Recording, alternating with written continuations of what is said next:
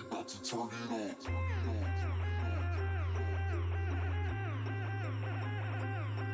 Turn it. We about to turn it on.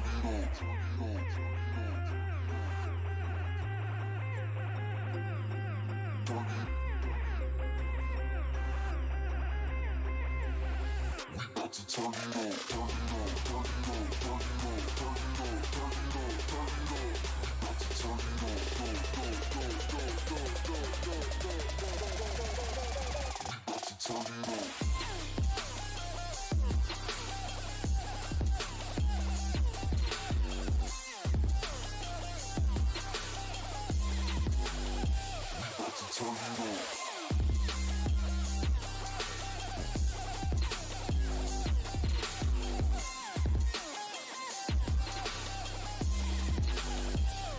Turn it on. Turn it on.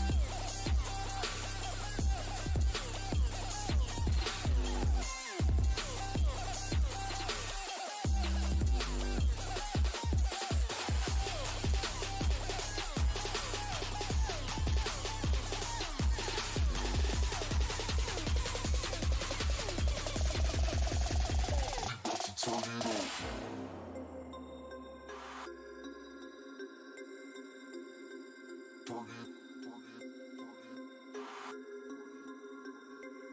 We about to turn it on. Turn it on. We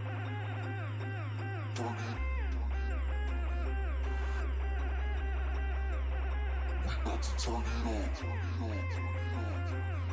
Turn it on. Turn it on. Turn it on. Turn it on. Turn it on. Turn it on. We about to turn it on. Go, go, go, go, go, go, go, go, go. We about to turn it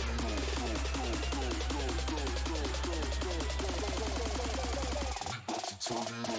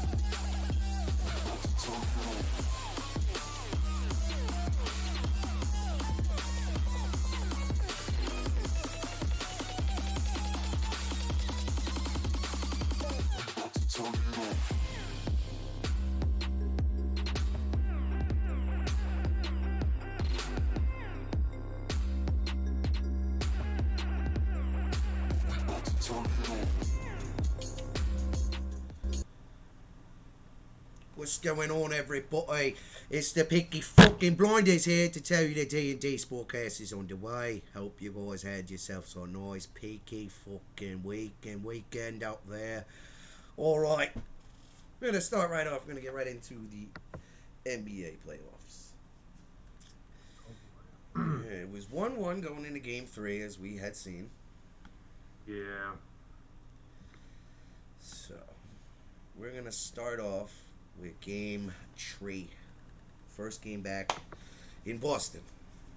You know, I thought Golden State wasn't going to fuck around, you know, continue with 2 games in a row, but that wasn't the case. Boston actually came to play as a team that night. They did. They owned the paint, doubling Golden State's 26 points in the paint. They had 52. Golden State did have a good fast break. 18 points to Boston's 4. Both teams shot well. Yeah, they both did. They both shot over 40%, 44 from the field. So yeah.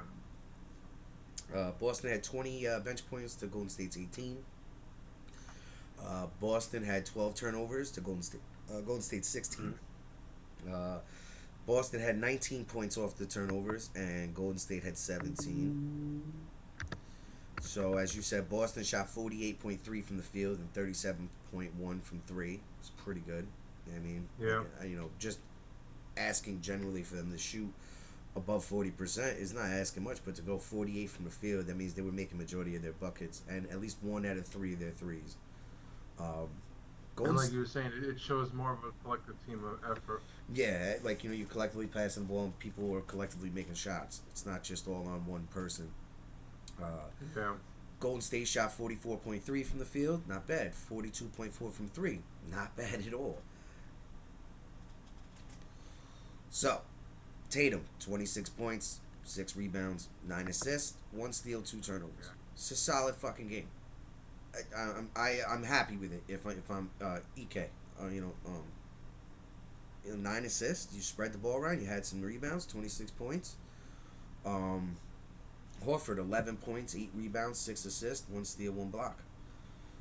The actual star of the team, Jaylen Brown, 27 points, 5 assists, 9 rebounds, 1 block, 2 turnovers. Marcus Smart, 24 points, 5 assists, 7 rebounds, 5 turnovers.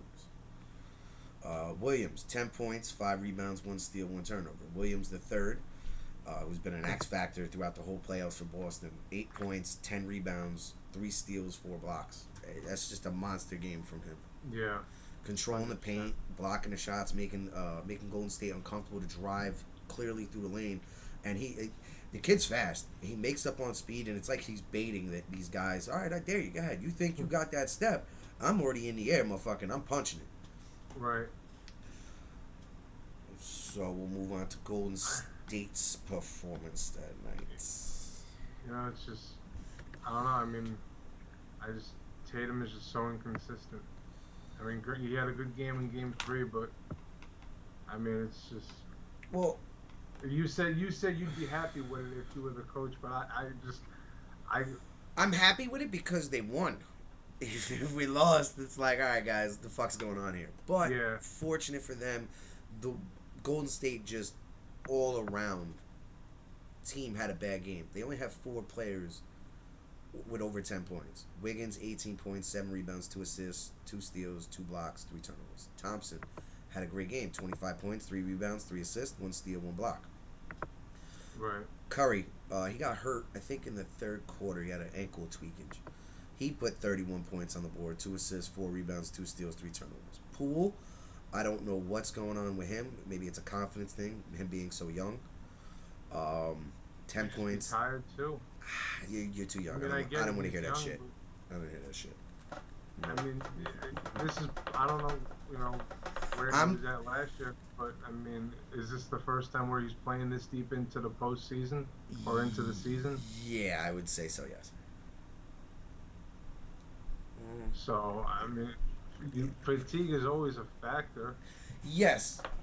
But I'm 30 years old and I'm a smoker. You pay me his money, I'll run gladly up and down that court for however long you want. No doubt about it. It was a good game until the second half. The Warriors take advantage in the third, like they've been doing, but Boston rebuttals again with a big 4th quarter. And then they win Game 3 at home. They played a full game. It wasn't like they just played the first half, 3rd quarter. And, they played straight through that whole game. And that's why they won.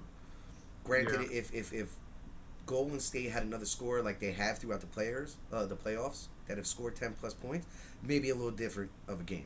But overall, team-wise, they played a good game. And that's why they won. Yeah. I mean, for the most part, I think you were going over it a couple weeks ago. Like, the league average for points scored in the game for a team was like, what, 110 or something like that? Yeah. I mean, not for nothing. I mean, at least at the moment going into Game 3 or after Game 3, look at what Boston has been able to do, at least defensively, against Golden State. 100 points, 107, 108. Yeah, they've been keeping them low. I mean, they're not letting them, really explode. And I don't even think that they've, in any of these games so far, I don't even think Golden State shot more than 50% either in any of these games. So, Yeah. I mean, at least from the defensive side of the ball, you guys are there. But it's also, like we were saying a few weeks ago, it's what team is going to show up. Are you going to, like you said, when you win, the team that was 25-3 or whatever it was to finish the rest of the season, that's what team shows up. When you lose, It's the 25-25. and you get the 88-point game in Game 2. Yeah. Well, Game 4, I figured Golden State was going to adjust it, and Kerr was going to ask more from his team, just overall. Look, you guys, we need more. There can't be 4 of us. We're a team where we could put 7 guys up in rotation, and all of them score 10 plus points. Right. If I'm Kerr, I'm not even really scared of Tatum. The guy I mean, disappears there's in nothing the to be fourth scared quarter. about. I mean, What would be scary is because, all right, so we had 27 in the last game, right? Would have been scary is if he put up 33. Then the next game, 36. It's like, all right, so now he's starting to take control of the game as a star should, right? As a superstar. yeah. Taking over the game and doing what you got to do to win the game. So, game 4, 23 points, 6 assists, 11 rebounds, 1 steal, 3 blocks, 6 turnovers. I've been asking for over a month. That shit's got to stop. And it's like a fluctuating thing, like you just said. When they lose, they play like the team that went 25 and 25. When they win, they play like the team that went fucking 25 and 7. You know? Yeah. Brown, 21 points, 2 assists, 6 rebounds, 1 steal, 2 turnovers. He's consistently been doing what's been asked of him and plus more. Marcus Smart, 18 points, 5 assists, 4 rebounds, 2 steals. Derek White, 16 points, 1 assist, 1 rebound, 1 steal, 3 turnovers. That's it. That's pretty much all Boston had. I mean, it's just all right. So, like I said, I wasn't gonna watch these games.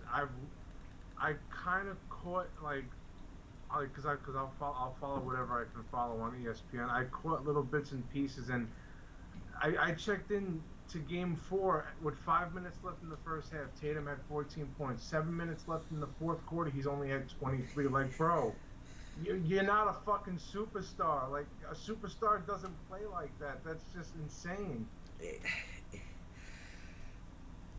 So Boston had 32 in the paint. Golden State had 38. So Golden State made it a point in this game. We have to control the paint. Yeah. We have to. And they did, not by much, but they did. 38 to 32. Fast break points, Boston won 14 to 8. Bench points, Golden State had 25 to Boston's 20. And now, majority of people know out there, when Boston keeps their turnovers under 15, they usually fucking win. Yeah. When they go over 15 or 15 itself, it's hard for them to win. So they had 15 turnovers, they gave up 19 points. Golden State had 16, they gave up 17. Boston shot 40% from the field. Pretty good still. It's good enough. 39.5 from 3. Golden State shot 44 from the field and 34.9 from 3. You know, Golden State won 107 to 97. Wiggins 17 points, 16 rebounds, 2 assists, 1 steal, 2 turnovers. Looney 6 points, 11 rebounds, 2 assists, 1 steal, 1 block, 3 turnovers. Thompson doing what he's been doing, 18 points, 2 rebounds, 1 assist, 1 steal, 2 blocks, 1 turnover. Curry put his dick right on the court. You know what I mean? Oh my God, monster what none. He's like running around like a pedophile. Ooh, look at this, look at this, look at this, look at this, look at this. It's a joke, calm down. But he went off. From start to finish, he went off. Yeah. 43 points, 10 rebounds, 4 assists, 5 turnovers. You know, 5 turnovers for the 43 points, I'll take it. I mean, you were just a monster out there. The 10 rebounds too. Which baffles me is like you're almost the smallest guy in the court and you're pulling up 10 rebounds. If I'm Ime Udoka, I'm flipping the fuck out. There's no way he should have 10 rebounds. I'm sorry. Box him the fuck out. Do something. Yeah, for real. And Poole. he's not even that. He's not even a big dude. No, I mean he's tall, but he's not a big guy. 5'11", 6 foot. No, he's 6 foot something, 6'2". Jordan Poole, 14 points, and Jordan put 14, 1 rebound, 1 assist, 1 steal, 1 turnover. It's the first guy I've ever seen to go 1. Now game 4, I would say the trend that's been going on is first half in these games is a dogfight. When it comes to the second half, like we've been saying, who's going to show up? Is it the Warriors that score a lot, or is it Boston's elite defense? But for sure, one thing I know, and I can tell you, is you cannot find Tatum in the fourth quarter like a kid on a milk carton. That motherfucker is just gone. The whole, just always, that's been his whole MO this whole postseason for the most part, outside of a few games. Just a poof, there go to Tatum. Poof, there go to Celtic. Poof, there go a ring. It's just Putting up 16 at the half. That's a good first half. Then proceeding to score 4 in the third and then 3 in the fourth? Brown didn't have a solid game as usual, like he does. You know, the 21 points is okay, but he didn't have a good first half, second half as well. yeah. He only scored 9 in the second half. The only person who scored 10 plus points in the second half was Smart, who scored 13. Now, with that being said, Stephen Curry came to play that game and has shown us why he wants that NBA Finals MVP. So, Yeah, no, he's yeah. you know, Like- Boston, 97 points. You know, this is a defensive series, like you just brought up. The average of the league is 110. Okay. And I mean, both of these teams are playing really good defense. They're the one and three defensive teams in the league. So we expected defense, 100% in this series. Yeah. But I just going into Game 5, just on the pattern that Boston has played, you know, bad game, good game, bad game, good game, bad game, good game, right? And then the last two, they usually fucking catch fire because of the sense of urgency. Right. But Game 5, going back to Golden State, you know that fucking crowd is going to be screaming their fucking heads off.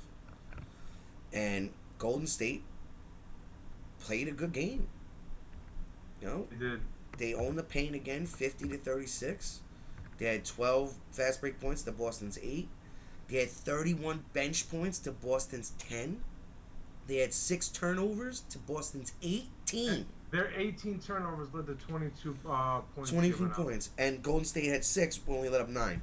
That's.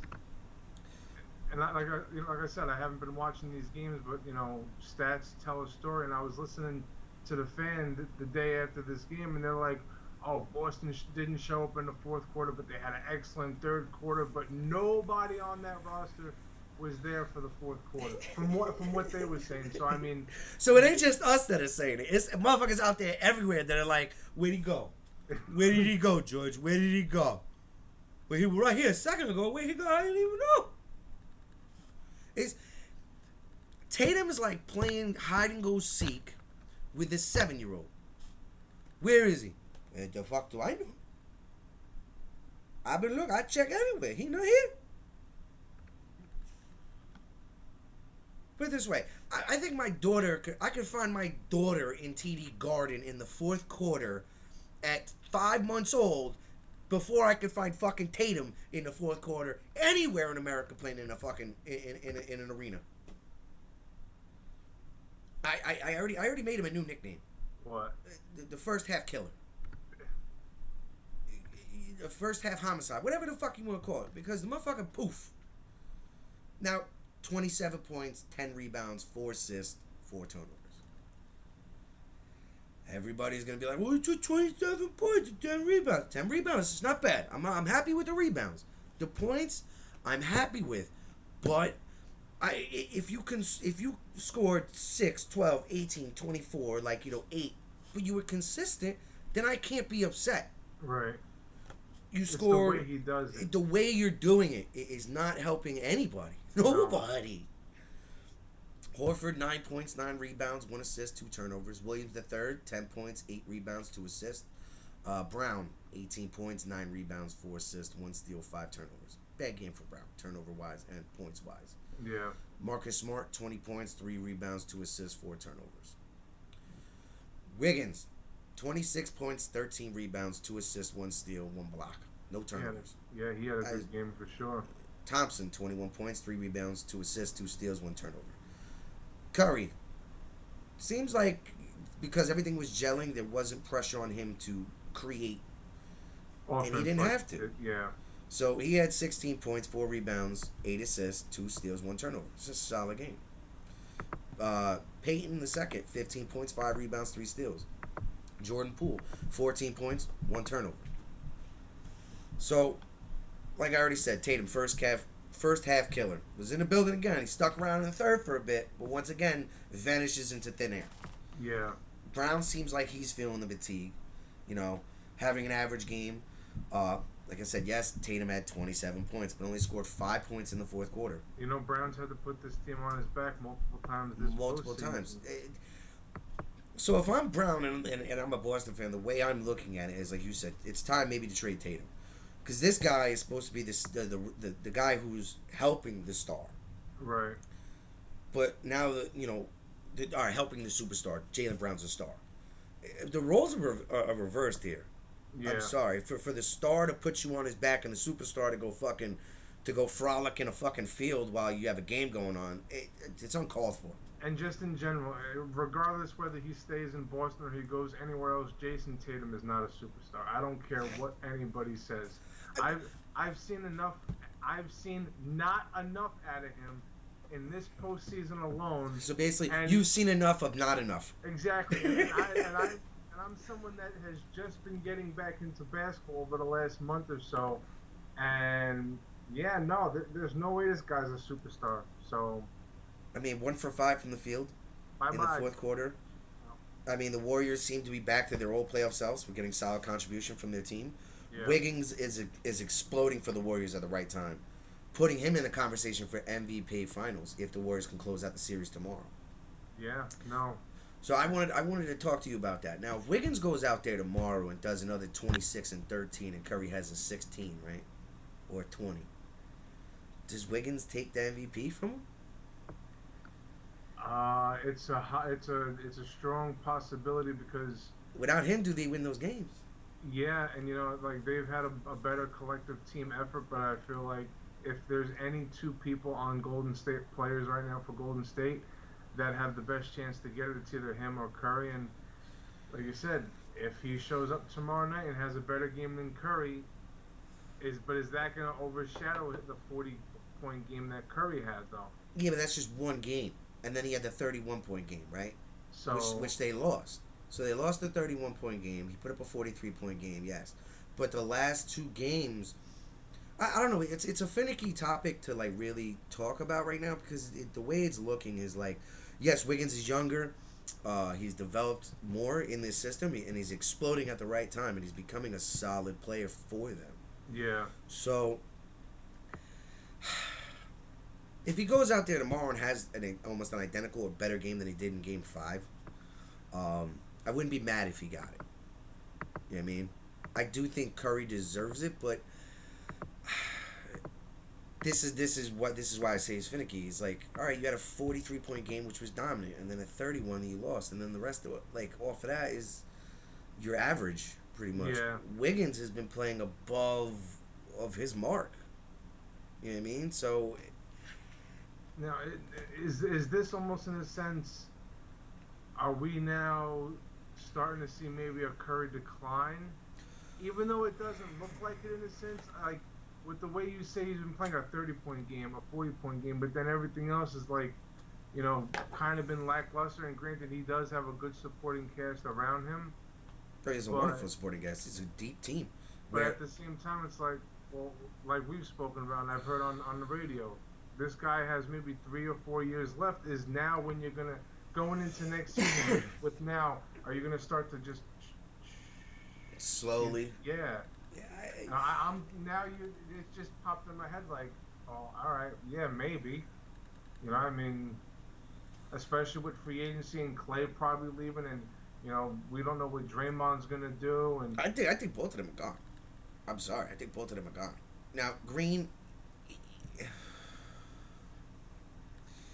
He's like almost like your modern day Dennis Rodman, right? Couple points, a lot of rebounds and assists. You know what I mean? I like not exactly like each other, but in a sense, like that. Yeah. He's been there so long. I don't know what his contract looks like, but if his contract's up or he's looking for an extension, I got Poole, I got Peyton, I still got Curry, I got Wiggins. Do I really need to blow all that cash on you? I mean, maybe at this point, maybe you get a hometown discount for Draymond. I don't think you're gonna get it. There's no fucking way. No fucking way. I mean, first contract, maybe second contract, but now he's been here with Curry the whole time. It's like, dog, fuck your discount. I won't get paid, which he deserves to get paid. I've won you. I've been on teams that have contributed. I've contributed to winning a championship. Yeah. It's a really hard thing to talk about right now because it's like you don't know where it's gonna go. I suspect that Thompson and Green will not be on that team next year. I could be wrong. And Draymond's only 32. He's getting up there. Yeah, but he still has a couple of years left. Yeah, but his production, points wise and shit, is starting to dip. Yeah, but right? he's never been relied on to be that strong.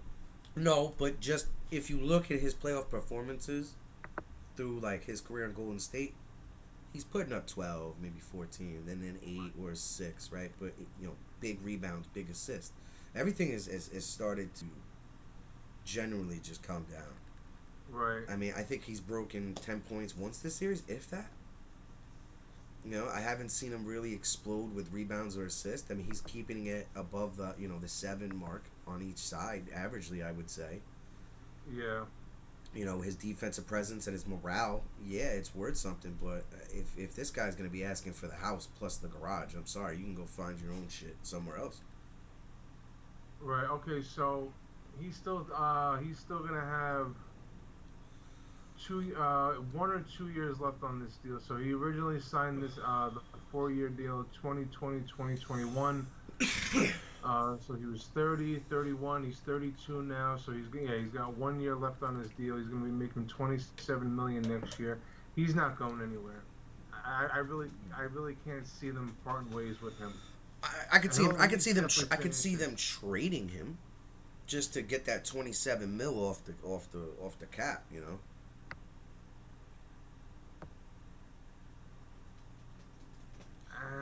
I don't know. All right, so he'll stay he'll stay the next year. Then he's probably gone after next year. What do you think this means? A 15% trade kicker. That's part of his contract. I wonder what that is. I wonder if they get back if they trade him. I wonder if they get back 15% of his. Or if he gets money or if he whatever. gets 15% of that dead cap. Yeah. Could be something like that. I don't know. I just... All right, so Draymond is there another year. Thompson, honestly... He's gone. He's gone. Now, if Thompson was putting up the 30 points or 24-plus points a night, all right, maybe we can get rid of Poole and Payton and add another big guy and keep you. But I don't see Clay staying. No. I think Boston's going to stay exactly the same. I mean, Horford's probably gone, so they're going to need another. Williams will probably go into the starting spot.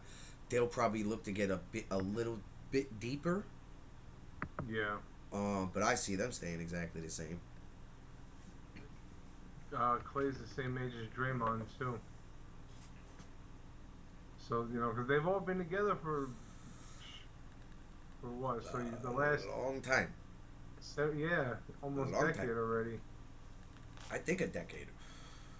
Well, if they win this year, that'll be 4 and 8 years because they've won 3 and 7 currently. All right, how about this? Right now on ESPN, on PTI, this is what they're talking about right now. How much responsibility does Tatum bear in this series? Now he doesn't. Not all of it. No, there's but different if he's factors. supposed to be the superstar. There's a lot of responsibility on you. Yes, 100%. Like when they played Miami and Jimmy had those 2 bad games, right? He owned it. I can't play like that. I just can't. Just can't. There's no ifs, ands, or buts about it. I sucked. Won't happen again. And then the man went on to go 47, 30 something. You know what I mean? Yeah. It can happen. People can have bad games, even if you are a superstar. You know what I mean? There's only about 3. I mean, LeBron is one of those guys that no matter what, he's gonna have a Giannis. You know what I mean? They're gonna put their numbers up. Right. Guaranteed. There is no ifs, ands, or buts about that. I'm gonna put my numbers up. It just depends on everybody else. But the level that Tatum is imploding on himself. I don't know what's going on mentally with him. I just don't know, and I don't understand. And I like Tatum. I don't have nothing against Tatum. What grinds my gears is the whole Kobe Bryant, fucking armbands and Michael Jordan and talking about these guys. And you're not them. That is apparent. We see it. I hope the fuck God you see it, because if you don't, it's time to take off the armbands, okay, and lock the fuck in. Right. There is like, I'm sorry, if Kobe's your mentor and he mentored you for a couple years or whatever it was before he had passed, and he didn't have the conversation of, hey, it's time to get the ball and put it in the fucking hole now. So how would that even work out for Clay though? Because from what I'm looking at, he still has 1 year left on his contract. So I guess they'd be trading him, or yeah, but there are people. That's better than letting him go, because now it's like, say you can actually package Clay and Draymond to somebody, if you wanted to. Yeah. I mean, all right, so out of 100%, Interesting. out of 100%, how much responsibility do you think he bears? I'm gonna go up. I'm gonna say 50%. At least 60%. I would say 50. I wouldn't go no higher than 60, because you still have the coach, you still have other players on the lineup. Yeah, but you're the superstar. Superstar. Fuck out of here. I don't care. A superstar carries a big burden of the responsibility. When you got a chance, turn your lamp on. And oh, I forgot. remember years ago when we played fucking beer pong? I forget, fucking who we were playing with. They were like, oh, I'm the shit, I'm the shit, I'm the shit. And I think he tried to bounce, and Steph fucking hawked that shit. Bow! He said, yo, get that shit out of here. Take a walk, hot shot. I can only just imagine playing against him, because that's exactly what I would be saying to him in the fourth quarter. He's talking shit. Oh, you got 16. I bet you won't break 5 points in the fourth, you cocksucker. Yeah, talk all the shit you want. I want to see it in the fourth quarter. Because every time he missed, I'd take a walk, hot shot. And it's just the way he's playing. It's like the way he looks just like he doesn't care. Like I wouldn't say that. I wouldn't go that far. I will. Like the way like his passes are so like really lackadaisy, lazy. Like just. All right. So he's playing with a sense of carelessness, unaware, or non-urgent. There's no sense of urgency. Yes. All right. Yeah. That right there. There is no sense of urgency in him. I'll agree with that 100%, because if there's a sense of urgency, a superstar is supposed to be like, oh shit, it's my time to shine. Right. Whereas I think he kind of shies away from that. And maybe it's the right basketball play, maybe it's not. I've said this about LeBron. People always, well, how could you say he's not clutch? Look at all these moments. Half of them weren't even in the playoffs, or more than that. So that's out the window. Who the fuck cares about a regular season game? Okay, you hit a buzzer beater. Whatever. How many buzzer beaters are there every night in the NBA? There's almost at least one every night. Yeah. So it's nothing special. You want a cookie?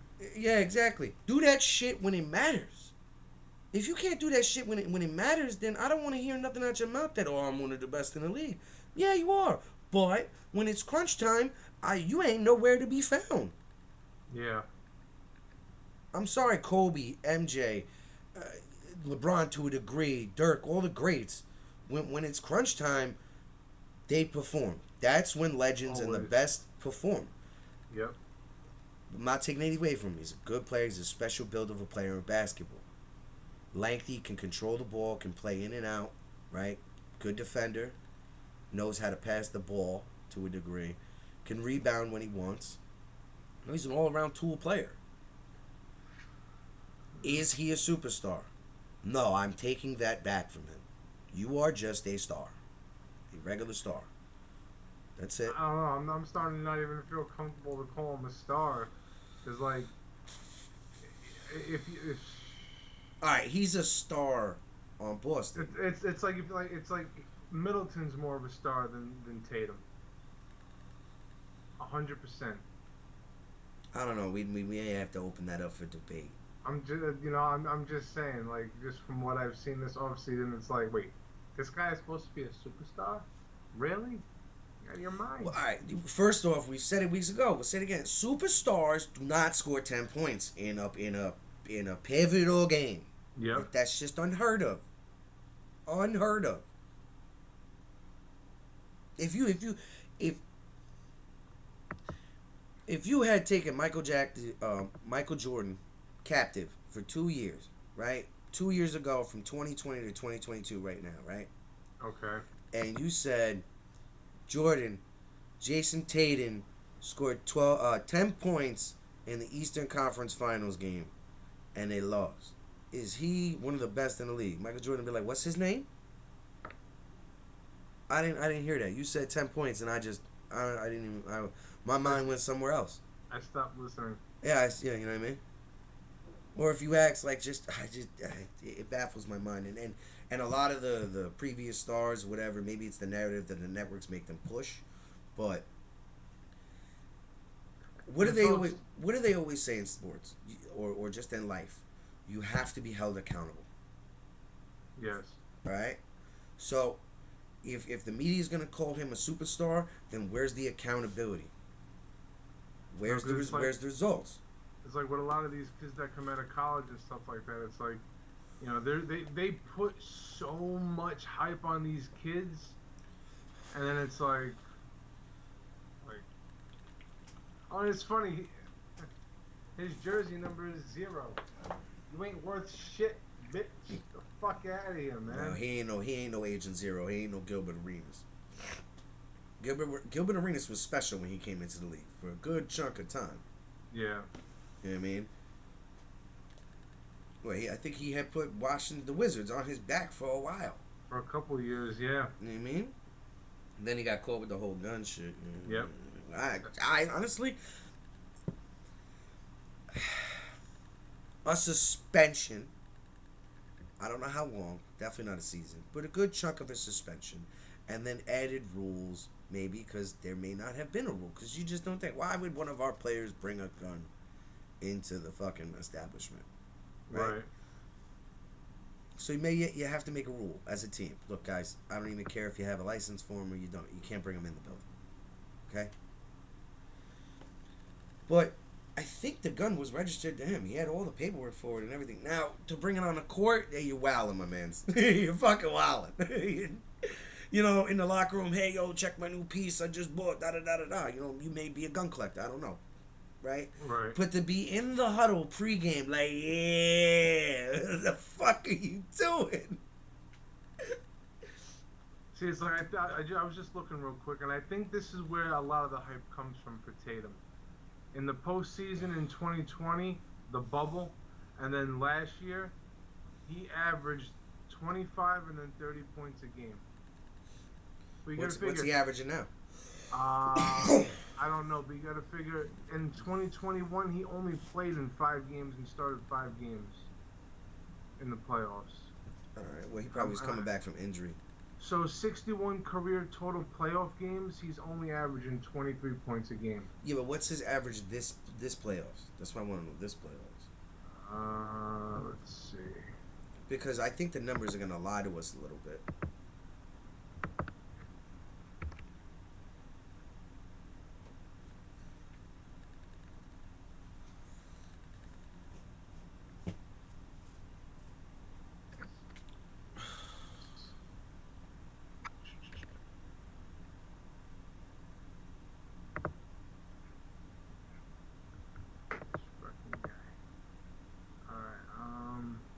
Probably like 20 something.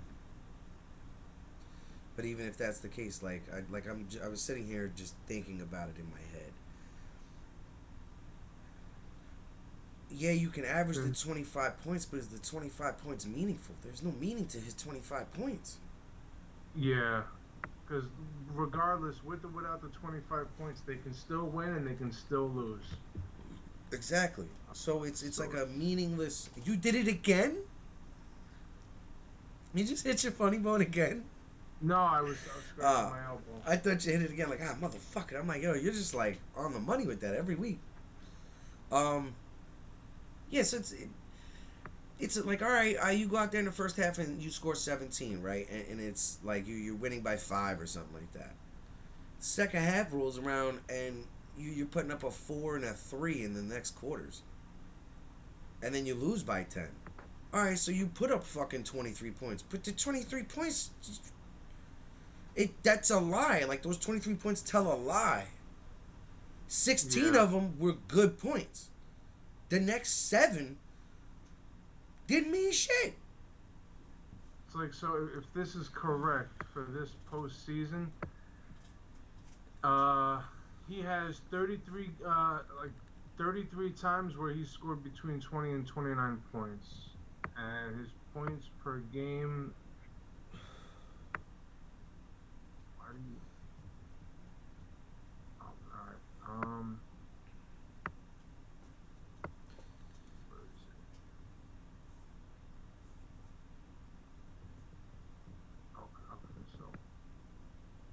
It's not really giving it to me. It's just giving me the stats from each individual games. Alright, fuck it then. It's whatever. But I mean, I don't care what anybody says. No, but like that's the thing. So say he averages, we'll just say 23, right? Just put him at 23, to 25. right? So that's where, like, if they lose, right? It'll be brought up his play, right? But what people are gonna forget is those 10-point games and those 5-point halves and 7-point halves, right? They'll just say, all right, he didn't play up to par, and you know, that's it. But there has to be more accountability for it, and I understand why they were asking that question on ESPN. What's his responsibility? We're gonna see what he says if they lose. Yeah. Right? If they lose, I think they are done. I really don't see it going back to Golden State for Game 7. I can't see it. Even though they're home, I don't see it. Well, we're going to see. We're going to see. Now, just for the argument's sake of the argument, before we go on to our verses for the week, say they come back and win. He played a part, but he wasn't the superstar. I wouldn't have him as the MVP. It definitely has to be Jaylen fucking Brown. 100%. 100% it has to be. He has to be the Finals MVP because he's been outperforming Tatum. No lie, I think the entire playoffs. Yeah. Tatum may have like outscored him, but it's not by much in a couple games. What, 26-22, 26-24, 27? You know what I mean? Yeah. You get that stretch in there, buddy. Yeah, I was trying to crack my back, but it's just at the level that Brown has played at it, and you can see. You like to say urgency. I just feel like you don't really give a shit. I mean, there are a lot of players in the league that are like that. You know, they really don't care. You know, they just want to get paid, and then that's it. You know. Yeah, but then that's what I said it earlier. Then take off these fucking mantras to your favorite players, because if that's the reality of it, right? If that's the truth, like we'll say hypothetically, because they gotta make it look like they do care. No, because then if God forbid we ever blow up and we're interviewing Jason Tatum, you know I'm gonna rip his ass. I'd be like, then why don't you just take them things off, buddy? Because I ain't never heard Kobe Bryant scoring. I heard Kobe Bryant scoring, I think, one time underneath 10 points, which was his first fucking playoff game. His fucking hair on my head is going to piss me off. His first playoff game. Jordan? I don't remember Jordan scoring 10 points in a playoff game. And if he did, someone pull it up for. I want to see it. I want to see it. Because even if he did, the man averaged not 20, not 25. Man averaged 30 fucking 7 points in the playoffs. Right. So all that goes to bed right then and there. And I won 6 championships. Tatum hasn't. Yes, you're a star, but you haven't done anything to gain the superstar solidity, to be solidified. All right, you're a superstar, and that's no that can't be taken away from you. You've won a championship, and you've done it with majority of it on your shoulders. Yeah. Okay, so from what I'm looking at here, I googled it. So in Game 2 of the 1989 Eastern Conference semifinals against the Knicks, Jordan put up 15 points. That was his lowest. From what I googled it. From what that says here, yeah, I'm gonna open up this other link, but that's Definitely, 100, yeah, like 15 points. That's like, all right, 1989. He was in the league for what, I think 3 or 4 years at that point. something like that, maybe 5. Yeah, so I mean, but 15 points is better than fucking 10. Yeah. I'm sorry, it's way better than 10. And I wonder what the rest of his stats were, though. And that was during when basketball was a lot more physical Oh yeah, than it is now. hmm So, and Jordan was just coming into his own as a player. So Yeah. I'm not. 15 points is bad, especially from a name like Jordan, right? Being in the league 4 years, but Tatum's been there just as long. So, all right, Jordan. So if we were doing it like a timetables match, right? All right, Jordan, what the fuck? Gotta score more than 15 points. Where the fuck you at? And then he goes on from 1990 to 1998 and just fucking absolutely dominates. yeah. Okay, I received my comment, sir.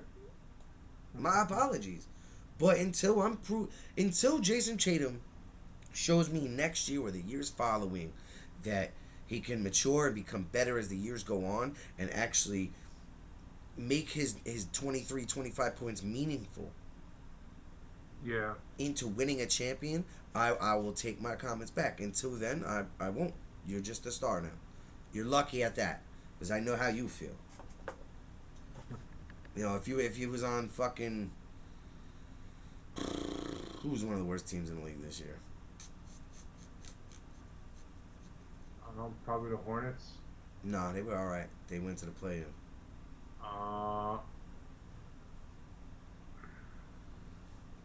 With the Wizards.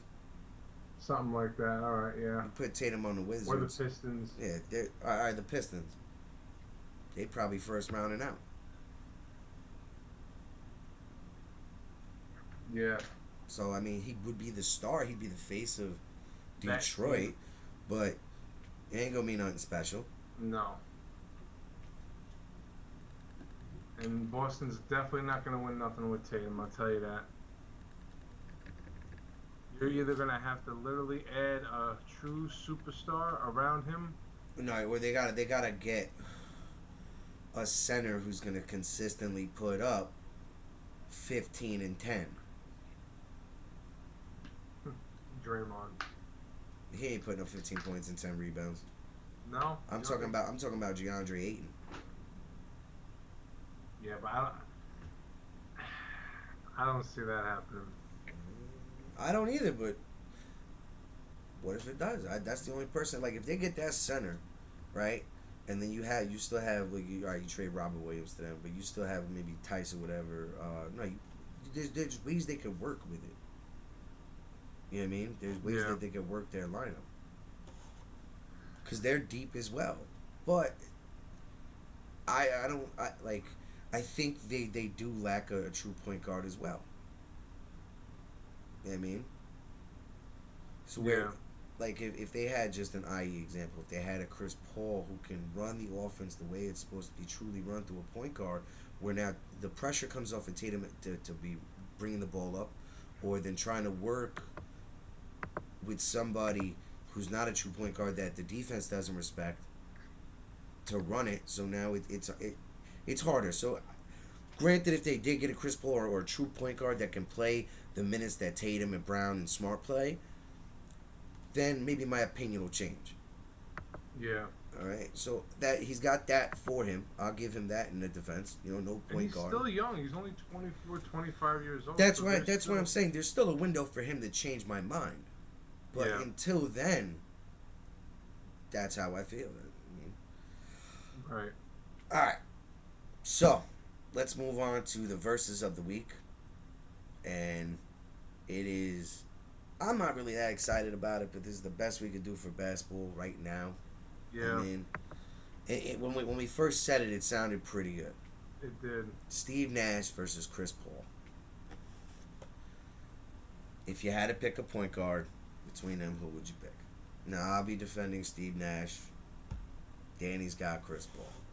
So, I feel since he's retired, Steve Nash should go first. All right. All Take the floor, old man. right, so he's played 1,217 games. He played 18 seasons. He averaged 14.3 points a game, 3 rebounds, and then 8.5 assists.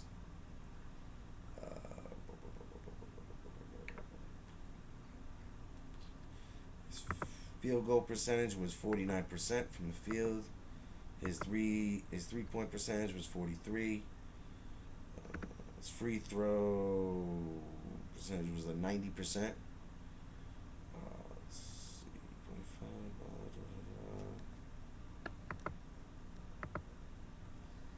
So 14 points. He what the fuck? Holy shit! Sorry, he's in the Hall of Fame. 8-time All-Star, 5-time assist champ, 7-time All NBA, 2-time MVP, and an NBA 75th anniversary team. So he has accolades. He never won a championship. Great player. Definitely deserves to be a Hall of Famer. At his time, he was phenomenal. He was clutch at three. He was great at running the offense. He was incredible. His no look passes and just it was like he had that like another like a sixth sense where he could just be like, oh, you're open, fine. I'm not even looking at you. Wham. He was great. The 14 points though.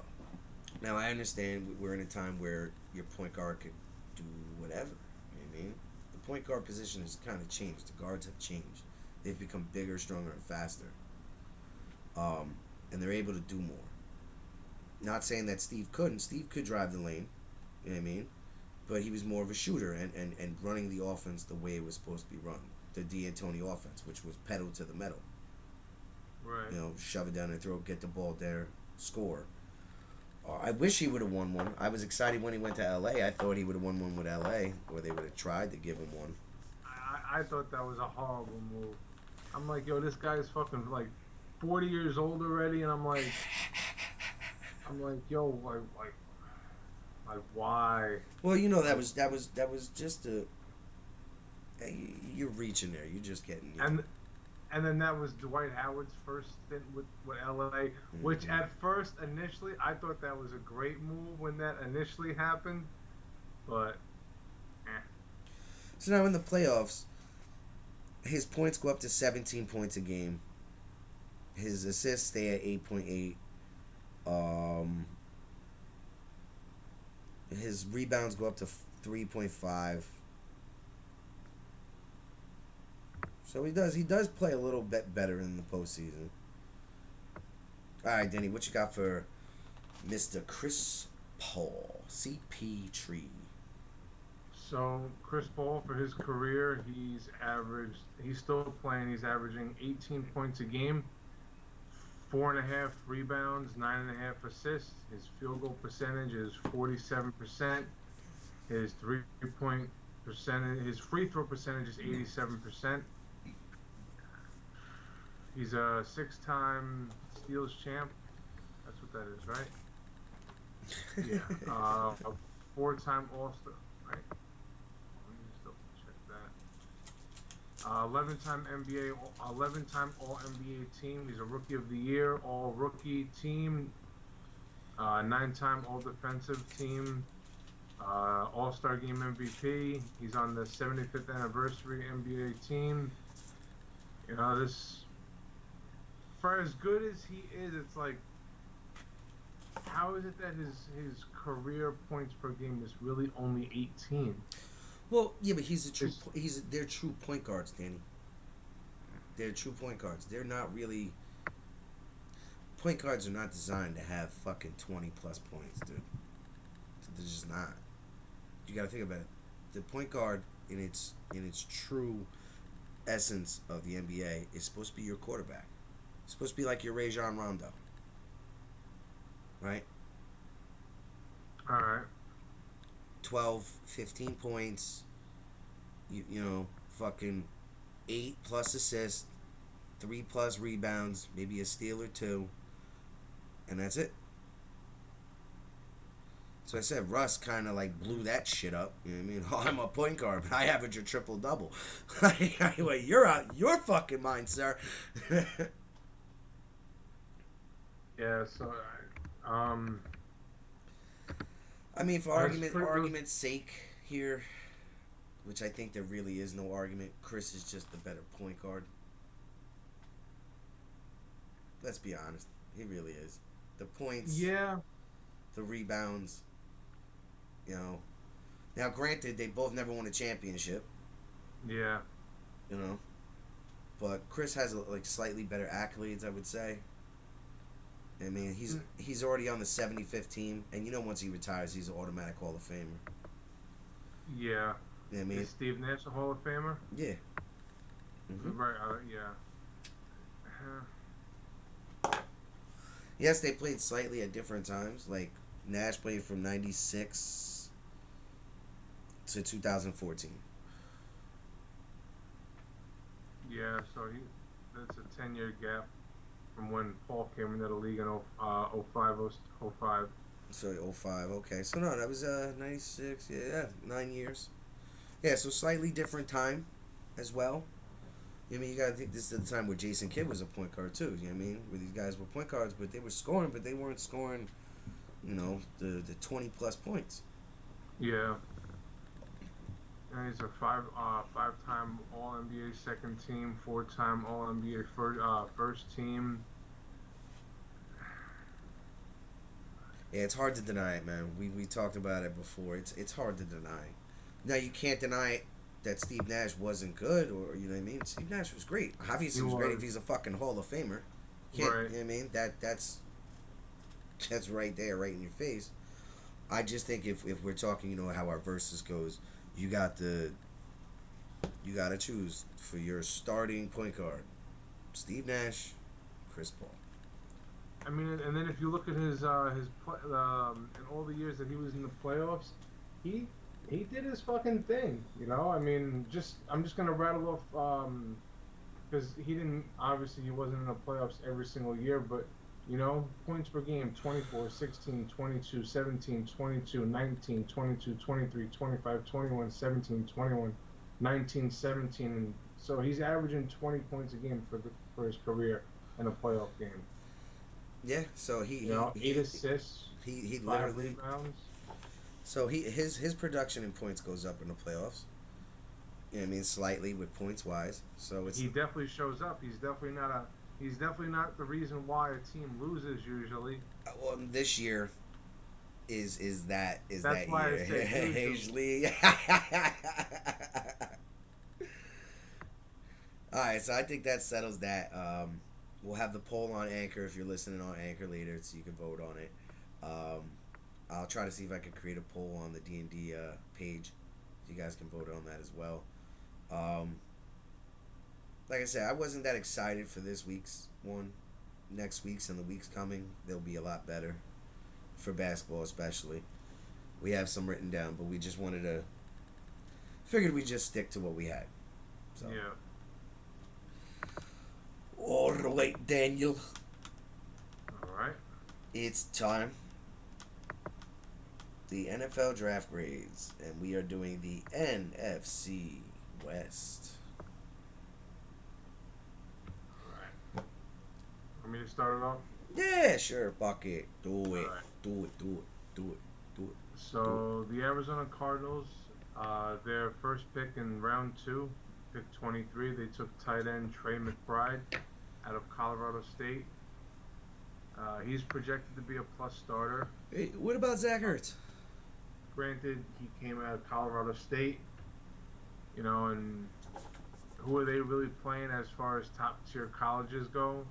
But I mean, this this kid looks good. You know, he does. He looks like, you know, he's got good hands. You know, he knows how to run his routes. He could definitely be another weapon for Kyler Murray. I mean, Kyler Murray is still going to have to play better regardless. But, you know, I can see him definitely being Zach Ertz's replacement. You know, Zach Ertz is already 31, 32, and his contract is going to be up, I think, after next year. Yeah, but, so, you know, I like the pick. You know, it's a solid move. And, you know, a lot of teams are running out of at least 2 tight end formations nowadays. So, I feel you. I mean, I understand you didn't have a first pick, but you're going to waste it on a tight end when you have Zach Ertz. I can't hear you. You're completely silent. What are you talking about? I don't know why. Hello? Give me 1 second. Can you hear me? Yeah, you're still silent. I didn't touch nothing on my end. Alright. Oh, wait. Hold on. Say something real quick. How you doing? No. No? Go ahead, try to speak. Just, Alright, Wait, yeah, I think it's just the speak. Hello? Yeah, it obviously it's the cord on the headphone for some reason. Like I haven't touched it, but it just went. All right. Dead for a second. I don't like it. First, Why? you don't have a first round pick.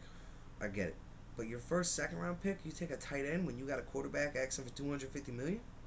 That's the position you want to address. Obviously. Yeah, obviously someone's fucking off their rocker in that fucking place. I mean, I like the pick for, like in general as far as the player goes, but like as far as like for a team aspect, it's like no, that's no not way. that's not the move. No, like if Kyler was asking to reconstruct for $160 or something like that, all right, no, I don't like it at all. I don't like not one bit of that pick. Not one bit of it. So with their next pick in the 3rd round, pick 23, they took defensive end Cameron Thomas out of San Diego State. Nothing special, backup or special teams. You know, a good depth piece to add. But my gut tells me he will develop into a better player. I'm not saying all pro or anything like that or whatever, but I think he'll definitely, you know, he'll be a rotational guy. I think he'll definitely turn out to be better than what they are projecting him to be. But then again, you know, San Diego State, who are they really playing? You know, You're not really playing against elite level competition. So it may take a little time, but couple you know, years. who knows? Who knows? You like football is one of them things where it's like I have no idea. Yeah. You know, for basketball and I'm not even going to include baseball. I'll just say for basketball, you kind of have an idea of the guy's talent coming out. Yeah. And you know what you're going to get. You know what I mean? But what position is he again? I apologize. Defensive end. Defensive end. Yeah, they need help on their line. All right, so okay. Definitely. And then with their next pick in the 3rd round, pick 36, they took another defensive end. I'm not 100% sure how to pronounce it, so excuse me, but I think it's Myjay or something like that. Sanders out of Cincinnati. Right. Another, you know, depth option, backup, special teams, or whatever. But, I get it. They're trying to address that, you know, defensive line and everything. But, I mean, I really just feel like they could have. I feel like they could have definitely went with another position. You know, I mean, 2 defensive ends in the 3rd round, 13 picks apart. Yeah, but they're hurting on defense, dude, and they're gonna lose JJ soon. They Well, lost. that's their fault. They should have never signed JJ, and they should have been. Dude, don't shoot me. No, I'm just saying, man. They should have planned better for this. You know, because this, you know. So how? Wait a minute. How are you gonna say you like the tight end pick for the pick itself, but as a team aspect of needs, you don't like it, and then turn around and then later on be like, yeah, I don't know what the fuck they're doing. Because you could have got, because instead of another defensive end, you could have went with a nose tackle, or you could have went with a fucking linebacker, or something different. Who I mean, else? I, that was it. I mean, they're like we've talked about. They're later round picks, fourth, fifth round Yeah, picks. don't really. Yeah, Uh, what's your grade, sir? I gave him a C minus. All right, and they got a D from me. I mean, a C minus. I felt like only because I really liked that second round pick with the tight end, and I remember when we started, like before the draft even started, like that kid Cameron Thomas was definitely somebody that I thought could maybe, you know, Be something. potentially. So, I mean, I initially was gonna give them a B, but I was like, nah, I gotta scale this back a little bit. Excuse me, a B? Get the fuck out of here. Go. There's no fucking way. They're in fucking shambles, dog. No, they are. They're in fucking shambles right now. But A tight end, your first fucking pick, all the needs you got. I mean, I like the defensive ends. I like that, right? But all right. So I can't be as harsh. A D. I'll give him a C minus. But if that first pick would have been a linebacker or an offensive lineman, I could see it being a C plus, maybe a B minus. You know, yeah, you got to protect Kyler because he's been getting hurt. In all honesty, let's exclude the contract. He's played well, but towards the end of the season, it's bad, and he's been dealing with injuries. So yeah, why aren't you addressing your line? That's first and foremost. yeah. So Or at least, or if not that, why are you not trying to give him more weapons? I mean, well, you're losing DeAndre Hopkins for 6 games. yeah, They've lost Christian Kirk, I believe. Yeah, he went to Miami. yep. So yeah, why wasn't a wide receiver in that mix? Or a running back. I mean, I don't know what the I running think they backs have look. James Conner and Kenyon Drake, I believe. I may be wrong, but I think that's who they got. So they're okay at that position. James Conner's pretty good. Yeah, He had an okay fantasy year last year, if you want to look at from that scope of point of view. All right. So I'm going to move on to the Seattle Seahawks. With the first pick in round one, no, not the first pick, but the ninth pick in round one, they chose offensive tackle Charles Cross from Mississippi. I like it. Solid pick. Shoring up your line for whoever's going to be that guy. yep, Right? absolutely. Round two with the 40th pick, they chose linebacker Boye Mafe from Minnesota. I like him. You know what I mean? Minnesota had a decent year. Minnesota plays some talent. They got from Bobby Wagner leaving. Now you got to get younger at that position. So I like that. They addressed the need right there. Excuse me. And then the next pick in round two, with the 41st pick, they took running back Kenneth Walker III from Michigan. I don't know how I really feel about it. I know Chris Carson is having a problem with his neck from surgery. Yeah, like honestly, like I like you're just in my opinion, that guy. I'm sorry, you're just an idiot to continue to play, bro. Oh, Chris. Dude, yeah, I don't know if you've seen the images of that fucking the thing holding his neck together. It's like, bro, if you sleep wrong, you're fucked. Yeah, nah. It's like, yo, it's like, Then God bless him. I hope he makes the right decision. yeah, You know what I mean? So all right, then it makes more sense. I didn't know the extent of it. I just in my head was just thinking, all right, if he's gonna come back, they're not gonna go full fledged with him until they get like a sample size to see if he's ready. So I was like weary on it, but okay, I understand the pick. Then round three with the 72nd pick, they chose offensive tackle Abraham Lucas out of Washington. I gave him a B minus. I'm gonna change it to a B just based on that running back. That's what kind of was throwing me to give them a B minus, but I'll give them a B. I feel like a C minus. I like the offensive tackle. I do, because he was one of the better offensive tackles to get in the draft. Yes. So, in a sense, why would you want to pass up on him? But Seattle's not going anywhere this year. No, so they're good. These are good pieces that will add to what's coming for them. I feel like they should have just honestly, they should just really just be addressing that defense first. You're not really going anywhere yet. Let's try to build the defense, stack the defense. You already got your offensive lineman that you hope is going to be part of the future, and then just start chipping away. But I feel like we're only covering round, 1, 2, and 3, and possibly 4, depending on the drafts that the team had, right? Right. So, I didn't look any further, but they probably drafted more defensive players, and Pete Carroll's a good eye at finding guys, right? Yeah. So they may have went defensive heavy in this draft. I don't know because I didn't look past it. I like the linebacker. I love the offensive tackle, the first pick. I like the running back, and then I like another offensive tackle. So whoever you're going with, Gino or Drew, for the time being, you got him more protection. You got him a decent running back, and you've added a linebacker that's going to be a starter from day one. Seattle plays good defense underneath Pete Carroll. They're not what they used to be, but they still play decent defense. Yeah, so this was... All right, so just to... Real quick. So their 4th, 5th, and 6th round... No, their 4th and 2 5th-round picks, 2 DBs in a defensive end. So... Yeah, but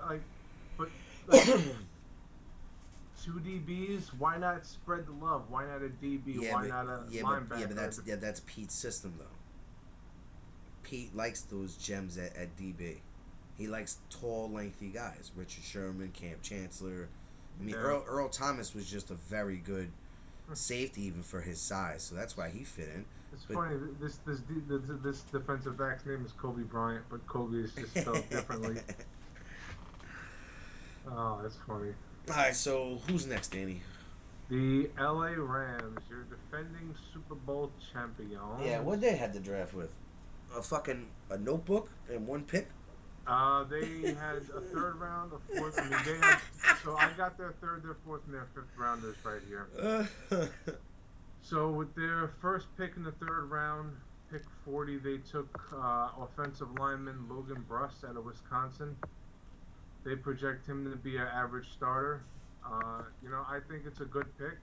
I mean, obviously, regardless, you got to protect Matt. You have a small window for you guys to be able to go to compete for another championship. So definitely got to protect him. And the kid came out of Wisconsin. Wisconsin's always, Been playing competitive. against good competition. Yeah. So, I think that's a good pick. These other 2 guys, I'm not too crazy about them, even with their projection. Like, in the 4th round, they took a defensive back, Jacoby Durant, out of South Carolina State. They project him to be an average starter. I had written down him as a decent depth piece, but when I actually looked into him a little bit more, he was getting a lot more praise than I thought he was. Even Deion Sanders praised him. So maybe this kid is a potential budding star. Yeah, but Deion's pledged for fucking Pac-Man Jones, bro. Okay, not every guy you pledge for praise is gonna turn out to be something. And if Pac-Man didn't have his off the field issue, and if his he probably would have been one of the best corners ever. Exactly. Or in the conversation to be there.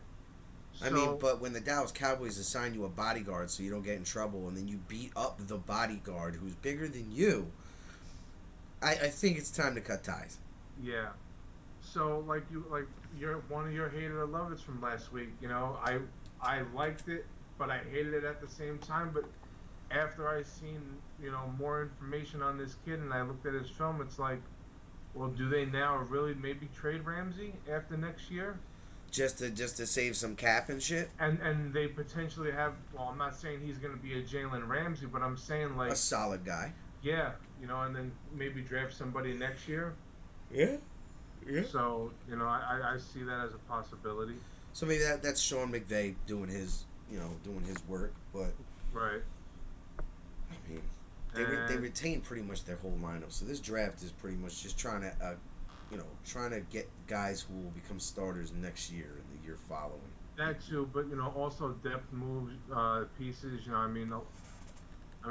haven't looked at their whole roster, but I don't think that it's a young team.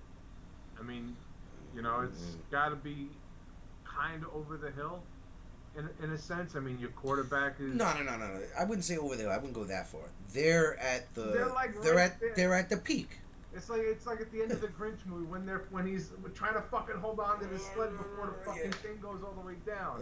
That's kind of right where they're at. Yes, and then to sign fucking, he deserved the money, Cooper Kupp. Yeah, definitely. And then to sign Aaron Donald, it seems like, and depending on how this all plays out, like we predicted, the shit is right. It's already aimed at the fan. We're just waiting for after this year and possibly next year, because it's going to be all over the walls. Right. But if they manage to do something after the 3 years and maybe not be competitive for a year or two, and they get back to be competitive and actually possibly competing for a Super Bowl, the NFL may be put on notice.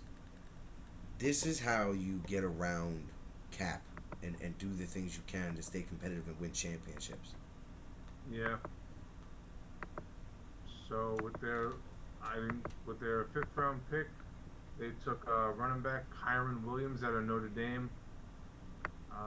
Projected to be a backup, but I like this pick.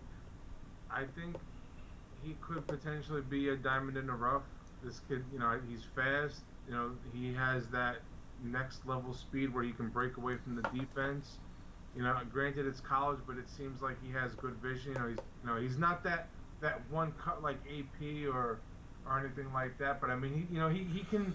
If there's a gap, he can hit it and hit that next level, as pending the blocks being there and everything. But I like this pick. They have Cam Akers and I looked at their running backs, so outside of really Cam Akers, and I forgot who, I think there was somebody else that they had. Sony Michel. There you go. Yep. Thank you. He could, really be in line to either. Sony Michel is probably not gonna be there after this year. But what's his face? To compete with Cam Akers and potentially take the job from him after next year, it could be possible. Yeah, but Sean McVay looks at running backs like Bill Belichick does. Multiples. Multiples, and you're going to be here for a couple years, and then you're out on your ass. So it's like when you go to the Rams or New England, you got to put up the numbers. So when you leave, you get signed by another team. Right. I.e. LeGarrette Blount and shit like that. Yeah. So I gave them an overall C+. Because like I said, after I looked into the running back and the DB, I'm like, maybe. And I like. Granted, it's a 5th. Yeah, and granted, the late 3rd round pick. I like that offensive lineman. So I give him a solid C+. Yeah, fuck! I keep doing it. Jesus.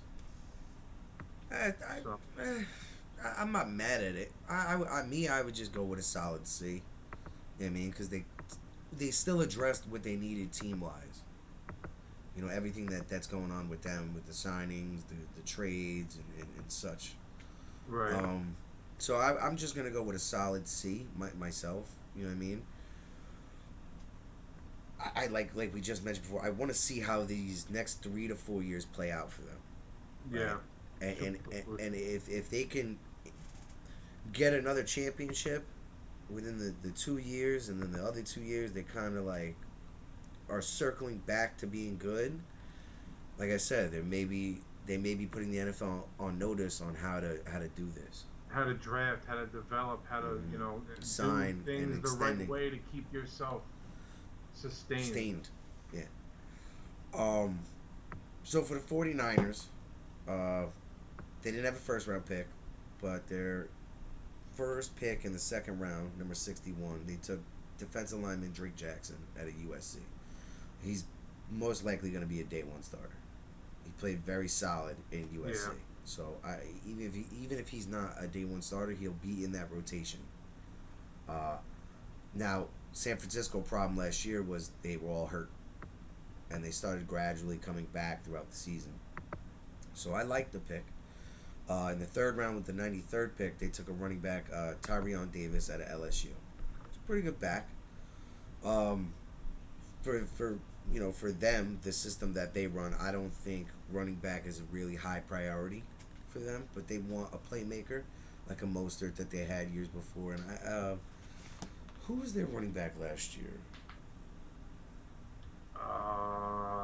That I know they started using Debo Samuels out of that, but he wasn't their full-time running back. No. He was Who the fuck was that? Trey Sermon or Eli Mitchell. I think it's Eli Mitchell. Yeah, I remember seeing Eli Mitchell get used a lot more. So I like it because we still don't know where this whole Debo Samuel thing is going. They're gonna trade him.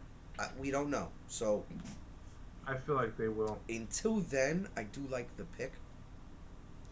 Then their next pick in the third round, the 105th pick, they took wide receiver Danny Gray. So for me, once I read that, I think they are going to trade Debo. They've already drafted to kind of shift gears from Debo. But when would you trade him? I mean, you figured that trade would have probably happened already by now. No. Now we're in the middle of June, and OTAs are done. Now it's mandatory camp. Yeah, so Preseason, the games they start in what, 2 weeks? Mm-hmm. So I mean, now would be of the essence to. Yes, you could, but you could essentially wait the first 8 weeks, right, and see how Danny Gray and Tyrion Davis do, right? And this also depends on what they're going to do with Jimmy G and Trey Lance, right? Yeah. So that hangs in the balance as well with the Debo thing. Now, their fourth round pick, the 130, they went offensive lineman Spencer Burford, right, at a UTSA. I'm sorry, Danny Gray went out of SMU. But Spencer Burford at a UTSA. Never heard of it before in my life, so I don't have a fucking clue. I like that they think they see something at him where he could be a rotation, or he could possibly be a starter someday. Right. I like that aspect, but I gave them a C just overall. I went with the average C because there's too many things that hang in the balance right now. The quarterback and the Debo situation. There's too many things that hang in the balance. Their defense is solid if they're healthy. They're one of the best defenses in the league. So, I like the first pick, and then everything else is kind of floating with all those other things. Yeah. The running back and the wide receiver smells to me like they're gonna get rid of Debo, but they want to maybe create a bigger market and maybe more of a demand. You wait 8 weeks. If Danny Gray and Travion Davis are producing at the same production than Debo, then Debo, see you later. Well, maybe not the 8 weeks. Maybe like by week 4 or 5, because you got to trade him before that week 8 deadline. Yeah. You know, I mean, granted, So 7 weeks. 7 weeks. Granted, that's still a small sample size, but by then, with OTAs and training camp and everything, and the 3 preseason games, for the most part, you kind of have an idea of where this is gonna play out. Yeah. So, like I said, I just gave him a C. What do you think? C? Sí, sí se puede. Yep. I mean, I'm sorry, I was a little harsh right there for a second. You good. Oh, man. All right, so that's draft grades of the week. Next week is who we doing? NFC East is the last division. Yes. And then by the time we're done with that, we'll have 1 week before the preseason games start, and then we'll pretty much be looking at Hard Knocks coming soon, and then we'll be looking at some training preseason games, which we may slip in here for some commentating. We may put the game cast on the back or somewhere in our new layout. so you guys can follow along with us. Um, so that about wraps it up with what's gonna come for that. We'll do that. We'll go through the training camp. We'll go through the moves, the training camp, the trades, and everything going on for the time being. And then we'll probably get ourselves into gear for week 1 where the lineups are at. You know. Yeah. If we get more people, what I wanted to do is I had an idea for us and our fans, a free but private fantasy football league. You know, have a draft, August something on the computer, ESPN, something free, something for our fans and us to do together to compete against one another. That would be dope if we had enough people. Yeah, we could work something out, We'll get that out there. Like I said, we have at least 2 months of time. So if you guys are watching, you guys want to get involved, either hit us up on Twitter. It's right there. If you can't hit us up on Twitter, message us on Twitch. Sorry, send us a whisper. If I can't get to you through there, come in the chat. We'll figure it out. Maybe I'll put my we'll put the email up there for D&D. So you guys can email us, so we can get your email to invite you in. All right, so we're gonna dive right into hate it or love it. So now, Danny, how many hate it or love it's do you have?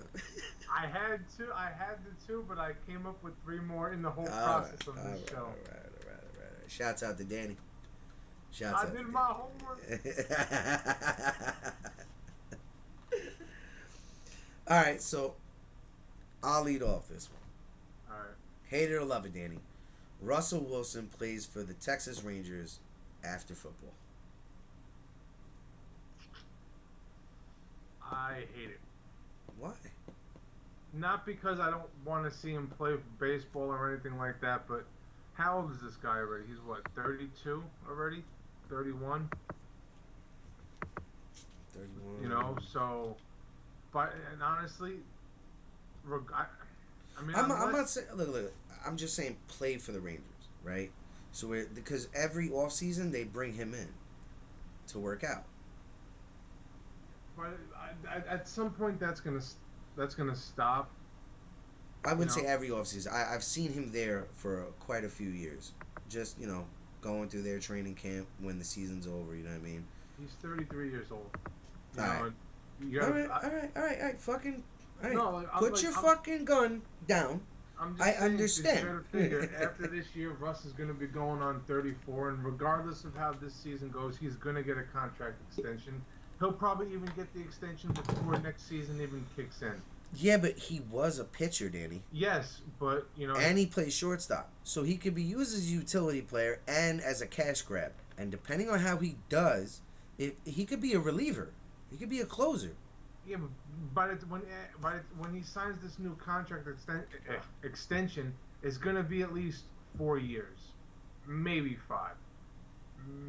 I kind of lean towards the 5 because, I just. To be honest with you, I think Denver. He's their guy for the next 5 years. 3. 6 with 3. I think they win a Super Bowl with him. No, they do, and that's why they'll move on. They'll do what they did with Peyton. But they're not going to win the Super Bowl this year, so 3 years. I'm saying 3 years. So that'll be his extension. 3 years after this year, so 4 total. Yeah, 4 total. So he'll be what, 38, 39? He's going probably 38. 38, right? What are you going to do in baseball at 38, 39 years old? You could be a closer. You could be a reliever. I'm saying that's if he makes it. Obviously, they find his talent enough to where they've invited him to camps while he's still playing football. He knows how to throw, so he has to keep his arm in well conditioned, right? Yeah. So, it's definitely a cash grab for the Rangers. And if the guy actually fucking makes it out of training camp, and you want to add him to your roster because you have the rights to him, why the fuck not? I mean, no, yeah, that would be dope, but, like, I'm just figuring, like, in the realistic sense, like, you're going to be 38, 39 by the time this happens, so it's like, what are you going to do? Go play ball for 2 or 3 years if you make the team coming out of camp? Yeah, but let's think about it like this, Danny. His arm to baseball, right? baseball standards, is still young. Think about it. A football's bigger, right? It still takes some force to throw. Granted, yes. But you're not throwing 90 miles an hour for, however, like 30, 40 pitches. He's throwing bombs that leave his hand at about 40 miles an hour. You know what I mean? Maybe some strikes at 45, maybe 50. Or 20, 30 mile lob passes. His arm, in terms of baseball, in my eyes, is still fresh. You might be right, but I don't know. The age thing is definitely a concern. I understand and that's all it really is. And how long are you going to play? If he does it, if he makes the team, I'm definitely going to want to watch him, 100%. Mm-hmm. But I just don't think it's a realistic thing. By the time he gets out of football, he'll be at least anywhere from 37 to 38. The only thing that can make this different is if this year he wins one, then the next year, because that his contract will be up, right? And he's like, nah, I just want to play on a 1-year deal, see how we ride, right? They don't win, right? Or vice versa. He plays another year, he wins one with them in 2 years, and he's like, I'm done. That would be a fucking slap to the face for Denver after everything they gave up to get him. Yeah, but that doesn't matter. No, I get it, but it's like, damn, that had nothing to do with me. You gave up what you wanted to give up. I came here, I did my job. I won 1 in 2 years. I'm done, thank you. I would like to go play baseball now. All right, Golden Tate. Yeah, but Golden Tate sucks. Yeah, I'm just saying, all right. Not sucks at wide receiver. He was a decent wide receiver, but once he left Russ and them, woo. Yeah, I agree. All right, you're up. All right. Hate it or love it, DJ. Aaron Judge is better than Shohei Ohtani. I didn't have to, but I heard them talking about this on the Fan the other day, and I'm like, oh, this will be a good hate it or love it. Hi, Tim. Hi, Teddy.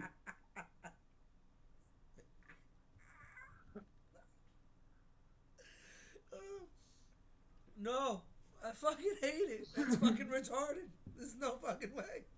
That's fucking stupid. This year alone, on stats, yes. Judge is the better player this year. It's a contract year, of course.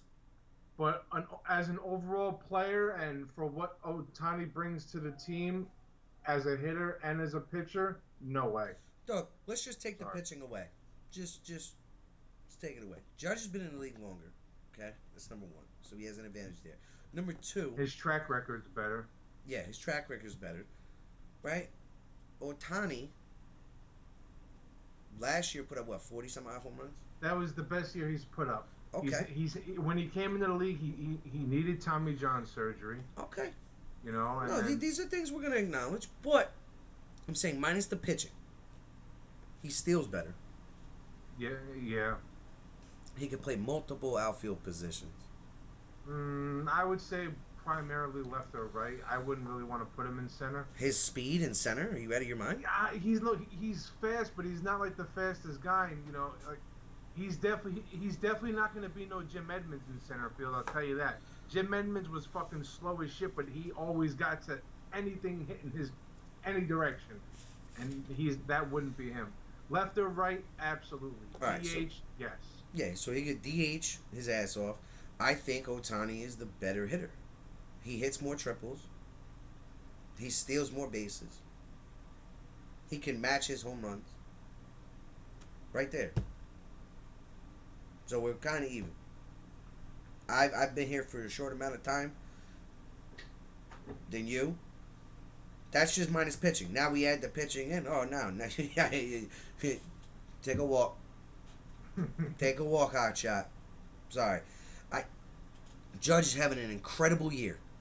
He's on pace to hit 66 home runs and tie Roger Maris. Exactly. I'm not denying that.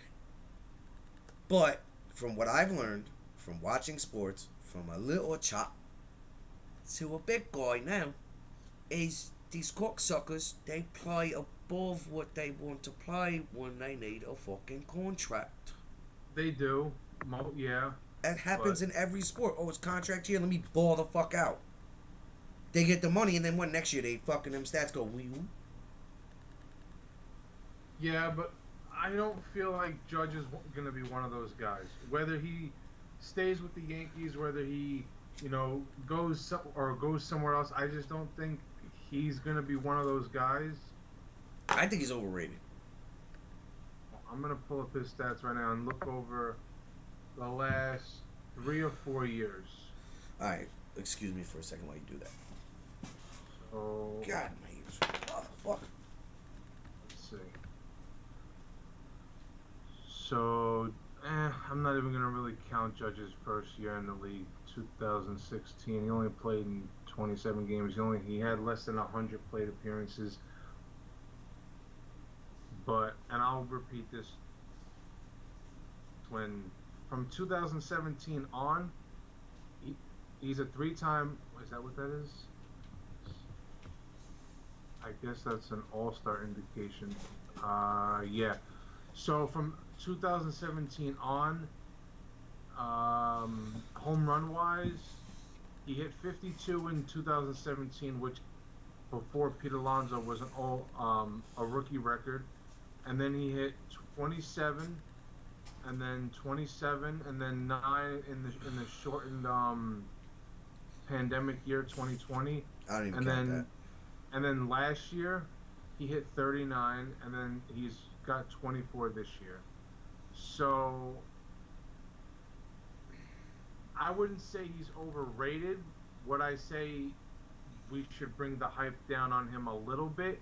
Oh, yes. Yes. But I mean, He's not an outstanding outfielder. He doesn't steal bases very well. And he's primarily just a DH. He doesn't play in an outfield position. okay, so then right there, I mean, your value is just your bat. Now, yeah, you had some really good years. But other than that, you came down to earth. Now it's a contract year. Who's fucking overperforming now? Yeah, right. And usually guys overperform on contract years, but they don't perform to the point where they're on pace to break a legend record. Give it 25 more games, and that number's gonna come down to about 48. Look, do I think he's gonna hit the 66? No. Do I think he's gonna hit 45? Yeah, he's definitely gonna hit 45. But I don't think he's gonna touch 66. No, I don't think so. We play in a softer league now for the MLB. And the balls are different now this year than Yeah, but back then we'll just say, fuck all the equipment change. Let's just say back then, managers and just players would be like, I ain't walking his ass. Fuck that. I'm gonna eat him alive. I mean, we gonna see who better. Yeah. Nowadays it's like, oh no, you walk that motherfucker right now. Right now. And it's like there was another thing I was listening to I heard on the fan the other day, and I kind of think it also plays into how he's being pitched. It's also like a lot of these umpires, they have a certain strike zone. So now, be it that this guy is 6'7", it's like he gets pitched to a lot differently. So and then suppose next year we might be moving into the robotic fucking strike zone. So or within the next few years, I think we'll be moving in that direction. So with an ump that's working with the robotic strike zone. So I'm not. Look, you asked, is Judge better than Shohei Ohtani? In all honesty and actuality, no. Right now, no. It's just that simple facts. Judge ain't out there Judge isn't out there hitting home runs at 114 miles off his bat, right? Which he may or may not do. And then going out and then throwing 101 fastball and then rocking 7 innings of scoreless baseball. I mean, like the and then stealing bases. Like I remember it was I don't know. It was the game that the Angels played prior to them going up against the Mets. That was a game that they won that snapped their losing streak. He pitched 7 innings. He gave up 1 hit. I think he had like 8 or 9 strikeouts. He hit a 2-run shot to help them win the game. It's like who's doing that? Who's doing that in the league? Period. Yeah. I agree. That's why I say overall, no. Even with it being a contract year, yes, Judge is having a better year this year. So at the moment, yes, he's better than Otani, but overall, no. Hitting. Right now, he's hitting the ball better than Otani. Yes. Right? But let's be fair in this. Judge has been in the league for a while, so people relatively know how to pitch to him. They've figured it out in such a sense. As you can see, his home runs dropped and they dipped. Right? So now he's worked on his game, obviously, and has improved. Right? Yeah. So, what do we say all the time in football and anything in sports? When you do something great, we're gonna see how great you are because the league is going to adjust to you. So if you could relatively put the same numbers up, you're great. Right? So Yeah. now the league has adjusted to Otani because like you said, his best hitting year was last year, where it put the league on notice. He put the league on Right. notice so bad last year that the last quarter of the season, they were like, "Yo, we're not pitching to you like this. You're Right. not putting me on Sports Center. Fuck you. It's not happening." So yeah, it's gonna affect his stats for sure. All right, hate it or love it, Danny. Not that. Or that. Or that. Put some hair on your chest. Hit it harder next time. Wiggins wins Finals MVP. I love it. Just to snub Curry. You're But- a prick. Yeah, yo, it's man. Like, That when we talked about it earlier, I didn't want to like get too deep into it because it was one of my hated or love it's, but I just wanted to really know how you felt, and you were like, "Yeah, fuck him." yeah, this is the next couple are gonna get interesting. I'll tell you that. Tomorrow is going to be the real question. Now, if Curry goes up there and puts another 40 bomb or 35 spot, right, and they win, he's It's gonna yeah. he's gonna take it. Now, if he goes out there and scores 23, and Wiggins goes out there and puts up 27 and fucking 13, and Like he did in Game 4 and Game 5. hey, maybe up in the air. Maybe up in the air, because if you look at it, Curry, yeah, you won one game with 43 points. You had a 31 spot, but we lost that game, right? Yeah. He just won us 2 games back to back. By himself, no, but he was the biggest X factor in each game. Yes, 100%. Okay, so we talked about it last Okay. night, but here to love it, DJ. LeBron will get his own team in Vegas at some point. I love it. I have no problem with it. Me I don't initially see an no, issue but it's with it. like I'm just fucking tired of seeing this guy. Like, yo, get out of LA, retire already. Just go, be gone. Yeah, but like, people probably felt the same way about Michael Jordan as well. you know, yeah. But look how it went for Michael Jordan. His team's just starting to Not even be. that, but look at how Jordan did it though.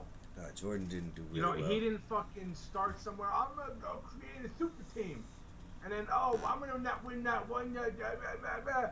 And then like, come on, man, like fucking take the dick out your mouth and just fucking play.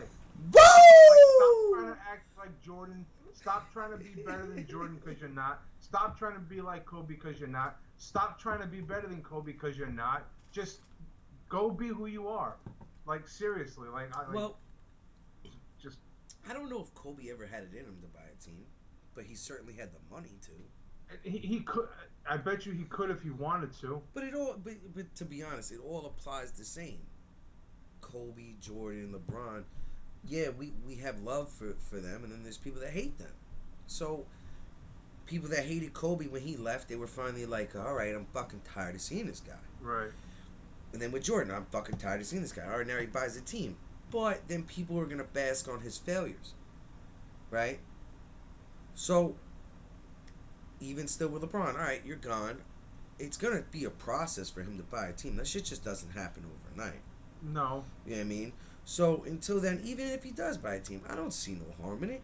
He's still got to draft well. He still has to go through the processes, and we'll see what type of owner he is. Now we already know he's very good at what he does with his money off the field. He does a lot for the community. He does a lot out or off the court, which I'll never take away from LeBron. LeBron is an outstanding citizen off the court and helps his community, right? So I think him being an owner and going to Las Vegas, that's going to add more money for LeBron James to do more for the community where he's at or his country, right? In neighborhoods where his money may need to be valued and used. Yeah. You know what I mean? So that's a factor. Then how the team does, but I don't see no problem with it. Why not? No problem with it, but like you said with Kobe and Jordan, I'm just tired of fucking seeing this guy. Like I'm tired of seeing like Tom Brady. He just signed the Fox deal. You don't want to see his face, but we already went through that. What if he's great at it? There's other guys that are good at it and great at it too that I can watch. Yes, but to analyze, like if Tom Brady's really that good at it, like we had that conversation, where you're gonna see how his intelligence comes to life now, because he's able to tell you before it happens, and maybe in more detail than Tony can. You know what I mean? And better, you know. But going back to LeBron, you know what I mean? He may do something great, buying a franchise and bringing it to Las Vegas, and building a team, right? And being a great owner. I mean, that just adds to his legacy already of being one of the greatest. Yeah. Can't say he's not one of the greatest. No, he is. You know, like I said with Brady, you know, obviously, yeah, he is, but I'm still fucking tired of seeing this guy. That's just what it is. Hey, I'm not mad at you for it. I'm not mad at you. You know, LeBron lovers would probably be like, fuck you, Danny, fuck you, DJ. Hey, it is what it is. Yep. I'll pay homage when it's due. You want to own a team, my guy? Go for it, brother. I hope the best for you. I hope he buys the team, and then in the next 10 years, when he buys the team and moves it to Las Vegas, he wins a championship. Yeah. We'll see. All right, hate it or love it, Danny. With the rumors going on, Baker Mayfield is going to Carolina.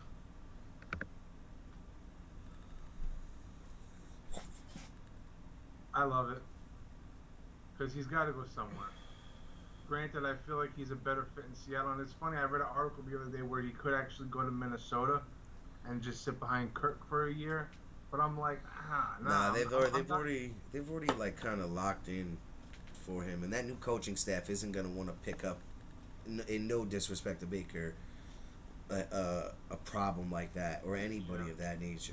And then not even with that, but it's like I've never been a fan of Baker. I've never thought he was that good to begin with. So, but I mean, I feel like he's better with the Saints, even though they have Jameson, but he's got to go somewhere. So I love it. All right. And because watch, I have a feeling like they're gonna. I don't know. I doubt they're gonna trade him before they really find out what happens to Deshaun. But it's like. Yeah, but we went through this. We had that conversation last week. Yeah, fuck you, kiss my ass. Yeah, it's a fuck situation. No, that's probably got to go down in history years later of like one of the most like I don't even know how to describe it, but like one of them, like the only way I know it is one of the most fucked up fucking situations ever. Yeah. You know what I mean? It'd be one thing if Deshaun didn't have anything on him, right, and they just made the move, right? Then we would just say, all right, this is business, right? You know what I mean? And they probably would have got rid of Baker in that moment too. But I think honestly, like I said, if I'm Baker, you guys really think I'm gonna go out there and play for you? Fuck you. No. Right. There's no way. There's no way. That's you can penalize me all you want. You can take away like. Well, I think what he'll do is he's gonna stand out for as long as he can, and then probably with 2 weeks left in training camp, he's gonna walk in the door, because we're gonna get that verdict before the season starts. I hope the fuck so, because if they don't, they have to let him play. Yeah. See, and then that would be fucked if that's the case and they let him play, and let's just say they get off to like a 5-2 start, and then the verdict comes out, and now he's out for the rest of the year. Like that, like I could just see some shit like that happen. Without opening the can of worms. Okay. Real quick. Does he play again when that verdict comes in? When the NFL is finally done with everything, their research, their investigation, the yada yada yada, right? Will he play again? Will he play again? Yes. My gut tells me yes. My gut tells me no. And it's not just because I want him to, but I feel like he will. I mean, he's gonna miss some time, but I mean, is this something that you could like? Wait.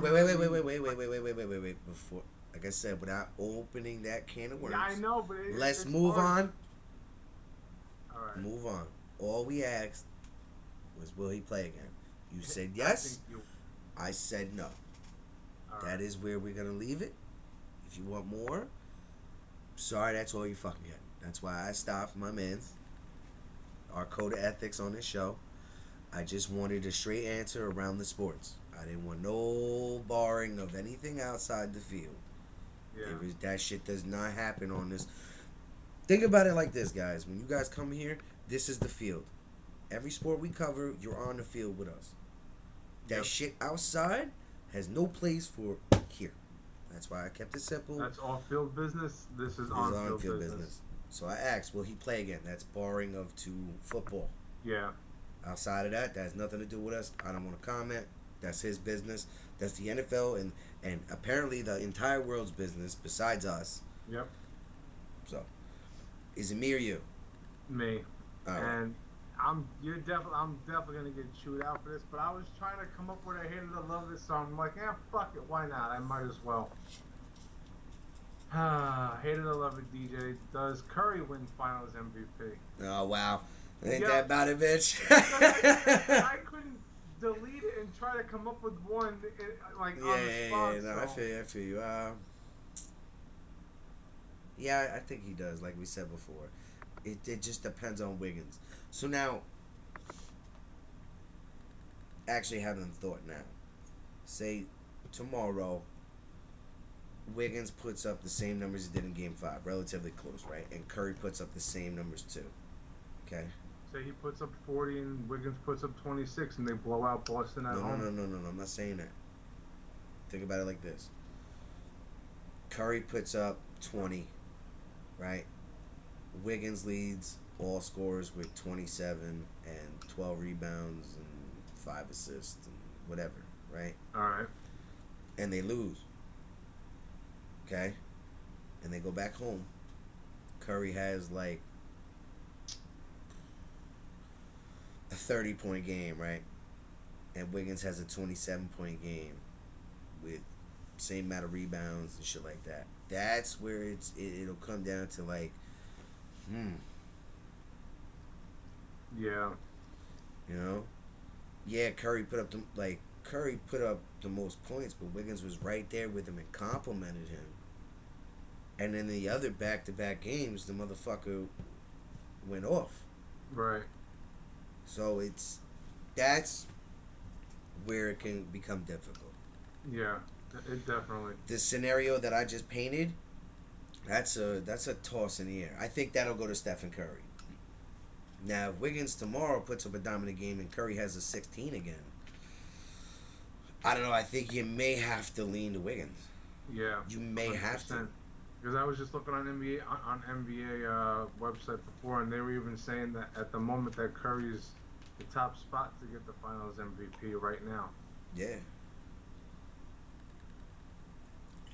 I don't know. We'll see if that rug gets pulled out from underneath him. To be all fair and honest, I don't think it is. I think no matter what, Curry's gonna get it. Because just because the way that the NBA is, It's like, oh, is he gonna get it?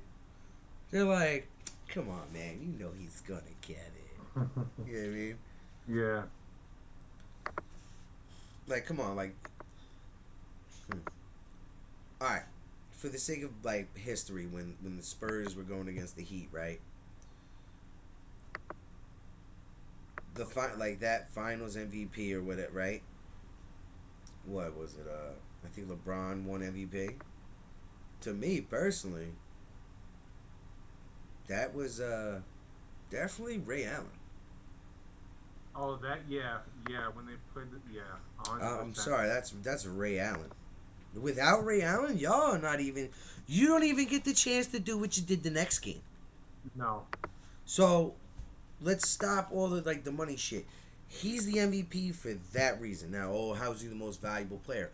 Because if that player don't hit that shot, y'all go bye-bye.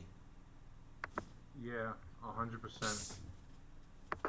Granted, did he carry yous throughout the series? And Yeah, but he had Wade and Bosh. So let's not dive deep that deep. I'm just saying Yeah. for the fact of the matter is. You know what I mean? right. No, I agree. Yeah. All right, you are up, my friend. Okay, the Yankees get bounced first round of the playoffs. I love it. I'm a Met fan. Why would I not love it? I don't even have to explain anything else. I don't have to say nothing else. I'm a Met fan. I fucking love it. I would love to, even if the Yankees finish with a better record than the Mets by 4 games like it is now, or whatever, or 2 or 3, 10, whatever, I would love to see the Yankees get bounced in the first round. But do you see it? 100%. No. All right, so you love it, but you don't see it happening. No. You see them going deep? No homo. Uh, Oh, they pause. Whatever you would like. They don't win the World Series, but I mean, I think they'll make it to the ALCS. Okay. And I think whoever they play, they'll lose in 7 or 6. Okay. All right. So, we touched on this a little bit, and I tweeted you in this the other day when I seen it, but I figured I'd use it as a hate or love it so we can have something to talk about. Hate it or love it, DJ. If AD is fully healthy, do you take him over Jokic, Luka, and Jimmy? This was that Stephen A. Smith saying, "Oh, if AD was healthy, I would take him over Jokic, Luka, and Jimmy." And I'm like, and Tatum too. I was like, really? Tatum, yeah. Jimmy, not in a heartbeat. Luka and Jokic, oh man, I don't know, man. Like, I don't think so. I really don't. It's just.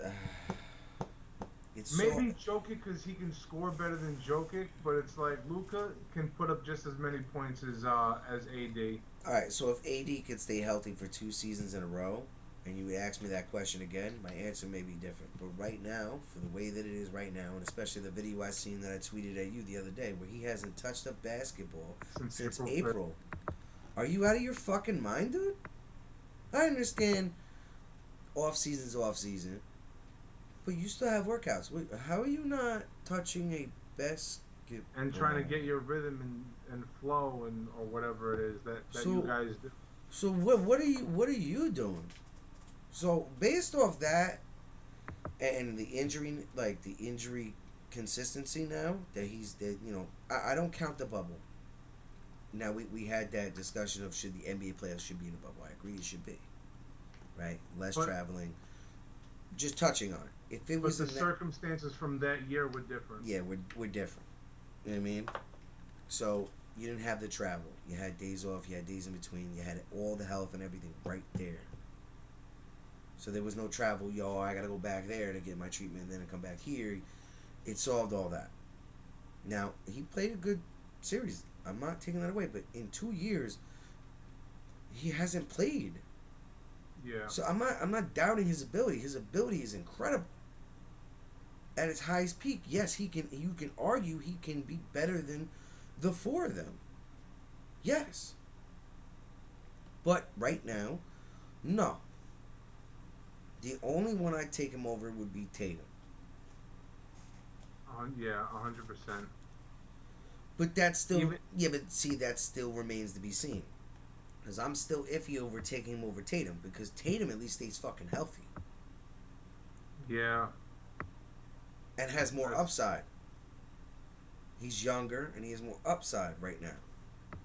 let's see how old Anthony Davis is. I think he's like 27, 28.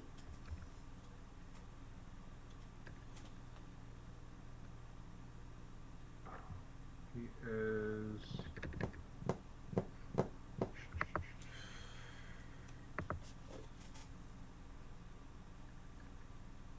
He's 29. Oh, get him the fuck out of here. Get him the fuck out of here. Now, that's a wrap. You getting hurt like that? I think what he got left of him is about, if he stays healthy, 4 years of his height level of potential he could play at. After that, with his injury history, it's just going to get worse at that point. No disrespect to him, and I hope it turns out different for him. This is what my mind thinks about it. Like, I just... Jimmy's old, too.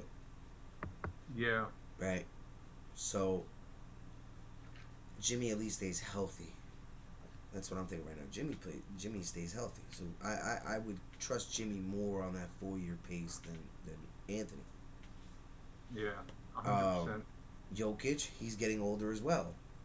But his game is different than those... than the 4. He can't be that much older or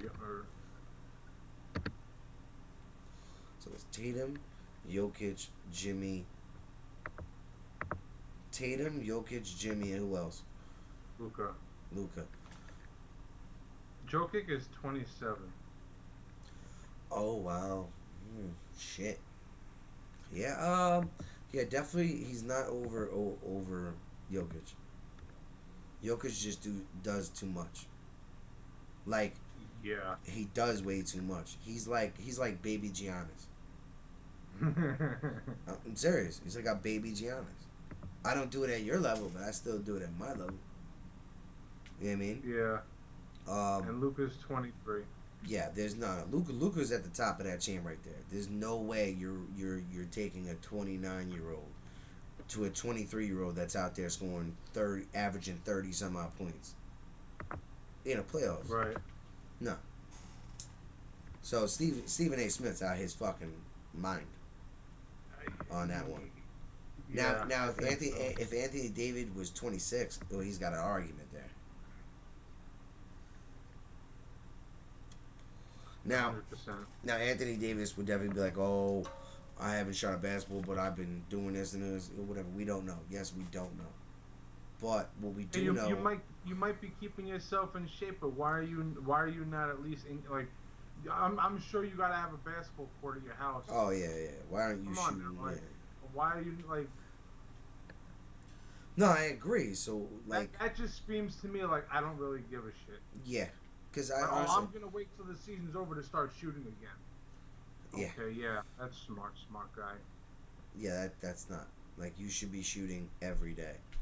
Like, almost like the Tony Romo story. Like, when he would get hurt or he'd be at home in the off season, he would just throw from different positions to get himself more attuned with throwing on different angles and different like grounds, right? Right. Why aren't you doing that? You're just out here doing what you're doing, which you have a right to. You're just out here enjoying the wonderful LA weather. You have a right to, right? But you know how the media is. You're in LA. You're in a gigantic market.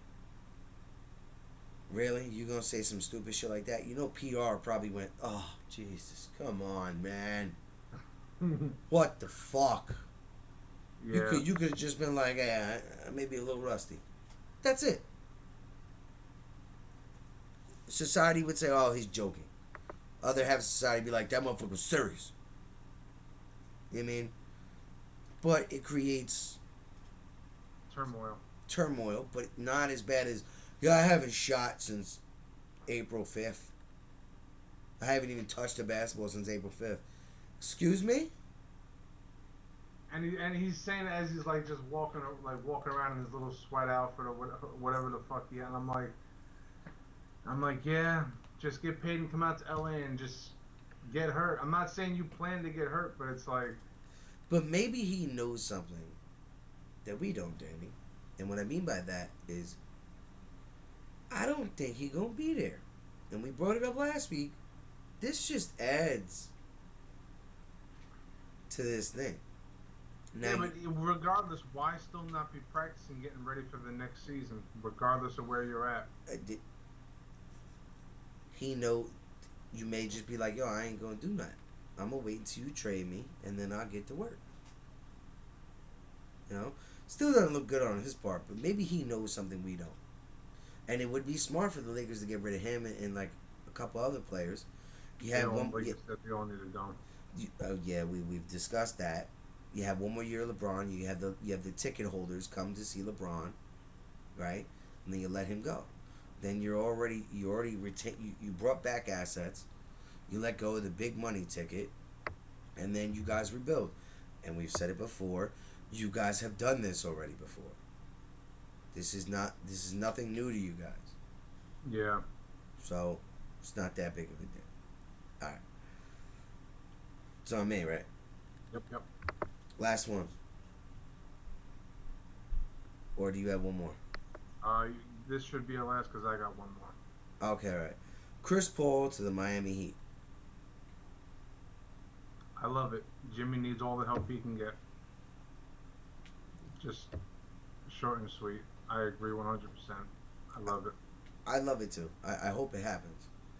Because I think he can make a bigger impact there with Eric Spoelstra, Jimmy, Harrow, and whoever they retain, right? I think they actually win. I think they actually win the fucking championship. I think Jimmy and Chris Paul bring each other a championship at the same time, playing at the same time. I agree. You know, Chris Paul's got a year or two left. Jimmy's got about 5, depending on how he wants to. Depending on how he wants to stretch it. I mean, Chris Paul's 37, so I feel like he should be able to have at least 3 years left in him. I think, like I said, we might have talked about it off air or on air, but I feel like he can play till he's 40. But Jimmy being 32, 33, he's got at least a 5-year window left of. Yeah. Yeah. And especially if he wins one, and then Chris walks away, and then he may, Pat Riley, that feisty son of a bitch, he's gonna be like, all right, Jimmy, go explore. Jimmy will go somewhere else with a solid team, possibly. Win another one. But I think, and this is a bold statement right here, which it's bold because I don't think it'll happen because of the type of player Jimmy is. But LeBron wants to play with his son. Oh, yeah, I heard that. So he goes to a team, right, that has nobody. They have some players. At that time, now Jimmy gets released. Jimmy goes to where LeBron is. And now they bring LeBron's son up. And then they have some pieces. Like I said, I don't see it happening because the way that Jimmy is. Jimmy's always said, I'm not playing with him. I want to beat him. That too, but it's also like I just don't think them two can be on the same team together. Yeah. Because like you said, the offense has got to run through LeBron. Well, the offense runs through Jimmy. So No. But at that time, it may not have to. Just think about it. LeBron is big enough to play all 5 positions. So you could put him at a power forward to a center. Have Jimmy still play the small forward. And then his son, Bronny, may play point. So you still have 3 people that are able to bring the ball up, but still make their own offense off the ball. I don't see that happening. It's just a possibility. No, yeah, but I don't. I think wherever LeBron goes, that's who's gonna end up drafting his son or whatever. Oh yeah, that's gonna be a condition. LeBron's gonna fucking change the game with that. Yeah, That's how he's gonna change the game. In his It'll own be the way. first time it's ever happened in the NBA, like when Griffey and his father played together for 1 or 2 years in Seattle. No, his contract is going to be stipulated on the fact that you have to draft my son. Yeah. And then or not even draft his son, but like whoever does end up being able to draft his son, that's where he'll go and sign. That could be a possibility too. But I have a feeling that if they sign him, like a team just like, I just want you now, I'll draft your son and you can play the 1 year, right? But I think LeBron will do something like special where his last year, right? Because his son will be on his rookie contract. LeBron will forfeit his contract to his son and then retire after that year, championship or not. It's almost in a sense Maybe. passing the torch to his own son, which Yeah. a little selfish, but I'll probably hate that when he fucking does that too. Just like his fucking, I'll take my talents to South Beach. Yeah. And then I'll go there, and then I'll lose my first year with a fucking Monstar to a bunch of white guys in Dallas with the Matrix and Chandler and Dirk and Kid and Jason Terry. That was a good team, though. On paper, that team should have not even been in the ballpark with them, bro. Yeah, but LeBron, Wade, Bosh. That was a good veteran team, and honestly, Dirk is the man. But Yes, Dirk is the man. All right, what's Okay. yours, brother? so, hate it or love it, the Mets win a championship before the Rangers do. The Rangers haven't won since 93, 94, and the Mets haven't won anything since 86. All right, for the sake of the moment, right now, right where we are right now in this present moment, I hate it. The Rangers right now have proven more in the moment. Yeah. In the moment. Now, say after this season, the Mets have gone to a World Series or went to the round before the World Series, right? Then I would say it's kind of even. But I would say the Mets. But in the present moment right now, I hate it because the Rangers have shown more in the present time than the Mets have. Which is fair. No, it is. Alright, real quick, so before we start the I gotta go use the bathroom. Yeah, let's take a pee-body break. Everybody go to the bathroom. Bathroom.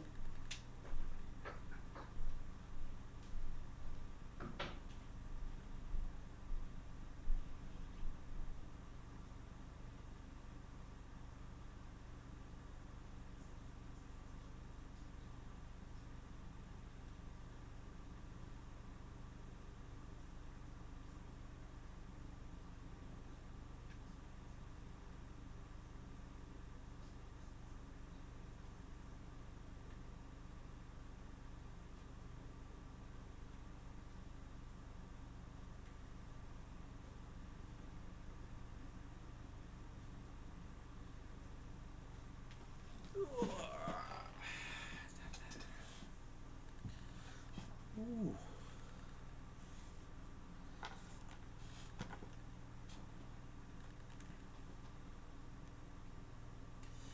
How you doing, everybody?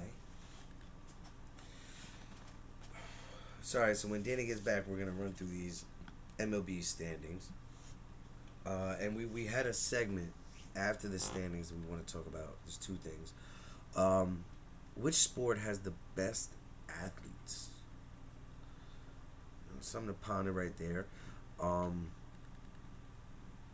My opinion, before Party Charlie gets back, I'm going to say football.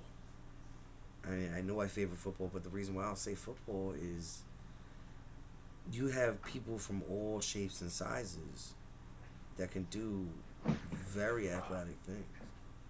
But shh, don't tell Danny.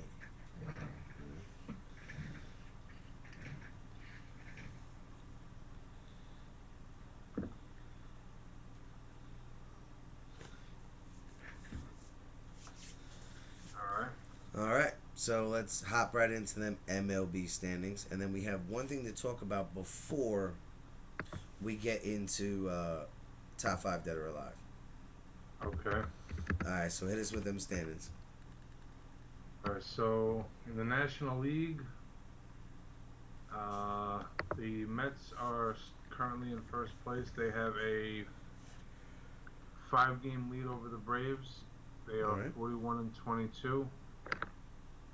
In the National League Central, the Cardinals are in first. They have a 2.5 game lead over the Brewers. They're 37-27. All right. So Milwaukee hit a little bit of a skid, and St. Louis has gone their own, a little bit of a tear. Yeah, and Milwaukee, they're in New York right now. They're playing the Mets. And the Dodgers are in first in the West. They're 38-23. They're actually tied with the Padres, who are 39-24. Wow. Yeah. Let's go Padres. Yeah, definitely. Knock out the Dodgers. I mean, they'll still make the playoffs, but Well, that's going to be a fight. I mean, the NL West is so good. it is. And the Giants are only 3.5 out. Yeah, and barring like Colorado and Arizona, if if they weren't like fire sales to everybody else, they could compete too. So I mean, as in terms of divisions, I would say the NL West is the deepest division as in terms of teams. I mean, they added a third playoff team this year, but I don't. They had a third playoff team last year, pretty much. So San Fran, LA, and the Padres. well, that was just 3 teams that came out of that division. Yeah, that's what I'm saying. You just said that. You said But 3 teams. no, I said they added a third spot for a wild card team this year. So Really? So so the one is gonna play in the division series, Oh. and then the other 2 I think slug it out and To go in the other division series and Yeah. see who goes to the conference. right. In the American League Central, the Twins are in first. They're 37-28. They got a 3-game lead over the Guardians. Wow, Cleveland Indians are playing pretty good. They're not playing too bad. The White Sox have definitely dropped. They've definitely fallen off. I mean, it's a long season, so Chicago may bounce back, but I'm still very surprised with Minnesota. Minnesota's been just chugging along, man. They were my pick in the beginning, so But before you picked them, I mean, granted you picked them, I'll give you that. based off of last year. But we talked about just entirely like in a year or two they would be where they are right now. They look like they're definitely ahead of the program. The for curve, sure. yeah. Yeah. So in the American League East, the Yankees are in first. They're 45-16. They're Yeah. 9 games up on the Blue Jays. And in the American League West, the Astros are in first. They're 39-24. They got a 9.5 game lead over the God, Rangers. fuck. All right. Yeah. I keep fucking yawning. I'm sorry, everybody. I have no idea why. All right. I mean, So, we're starting to get into that tender point of baseball, though. well, there's 100 games. There's less than 100. I mean, there's 99, but there's 100 games left in the season. Nah, but we're getting towards that point where it's about 80 games left. The halfway point. So in 20, Yeah. that's why I said in 20 games, you will find out where Judge is really going to finish. Okay? On his pace. Right? Right. And then we're going to find out from every team who they really are. Because these 20 games are going to show us which direction these teams are going in the next half. Okay. Because it's the Yeah. halfway point. So now we like through the first 3 quarters of the half, right? We've with certain teams we've done this and this or this, right?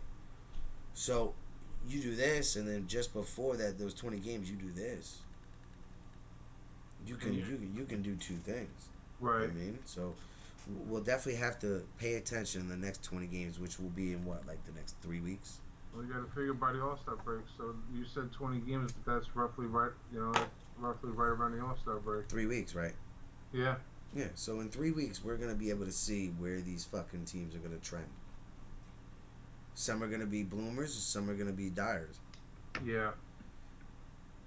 You know. Definitely. So I mean, we're gonna have to keep an eye on that. These next 20 games.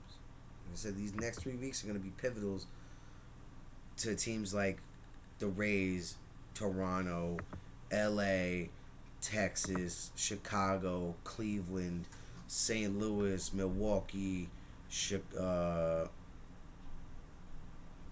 the Padres, San Francisco, Philly, and Atlanta. I would say more Atlanta more than Philly. I'm just naming them. I'm just going Yeah. through each division of these teams that are not in first, and also including them in first. These are going to be pivotal to a 20 game stretch for everybody. Well, I would say at least for the top two teams in each division, except outside of the NL West and probably outside of the American League East, because the American League East, the top three teams. I mean, even the Red Sox, they've crawled back into it. I mean, I don't think they'll win the division at all, but I mean, they Wild could. card, Yeah, I mean, they're four sneaky. those four teams out of five in the AL East are over 500, and I only division in baseball where I think that that's true. Cause yep, nope, not in the West, and only two in the Central Yeah, and National pretty much League. all around the board. The AL East is over the NL West right now. Yeah, and the deepest division in baseball. Yeah, right now. I would say a couple years ago it was probably the West. The NL West. I Yeah. mean, Colorado, Arizona, San Francisco, San Diego, LA. Well, maybe not so much Colorado. I mean, yeah, you guys, at, No, but Arizona and Colorado fluctuate their competitiveness. Like one of them will finish near 500 almost every year. and then the other one is, Is uh, is is the shit end of the stick. yeah, So, I agree. but the AL East, yes, is definitely better. Boston, Toronto, Tampa, New York. I mean, Baltimore's been shit for. Whew, I think Baltimore's been shit since Miguel Tejada. No, they when they had Buck Showalter as their manager, he definitely led them to the playoffs. Might have, I think it was only once or twice, but That's what I'm once for saying. sure. When they had Miguel Tejada, they were in the conversation for being deep in the playoffs. Adam Jones, fucking JJ Hardy. Hmm. Um, They had a stacked team, and they were pretty good. Miguel Tejada was the identity of that team. I don't give a fuck attitude. We gonna win. But since then, Baltimore hasn't been, which is saddening for Baltimore Oriole fans. Like, where the fuck have we been? Everybody else Yeah. is fucking taking off. It's like that with some teams. It doesn't help that they're playing in a division with Boston and New York, and then it doesn't help that Tampa has rebuilt. Tampa's rebuilt themselves, and fucking Toronto's rebuilt themselves to where they can compete. Right. But yeah, not even that with the Orioles, because Miguel Tejada was in Baltimore Fuck. twice. His last year was 2010. Yeah. So for the past decade, they've been shit. I don't even think they made the playoffs that year. No, but just saying from Miguel Tejada's last year to now, they've been dog shit. Have they or have they not? I wouldn't say dog shit, because I think between now and then and now, I think they have made the postseason. How many times? I don't know. I'm gonna try. I'm looking at it right now.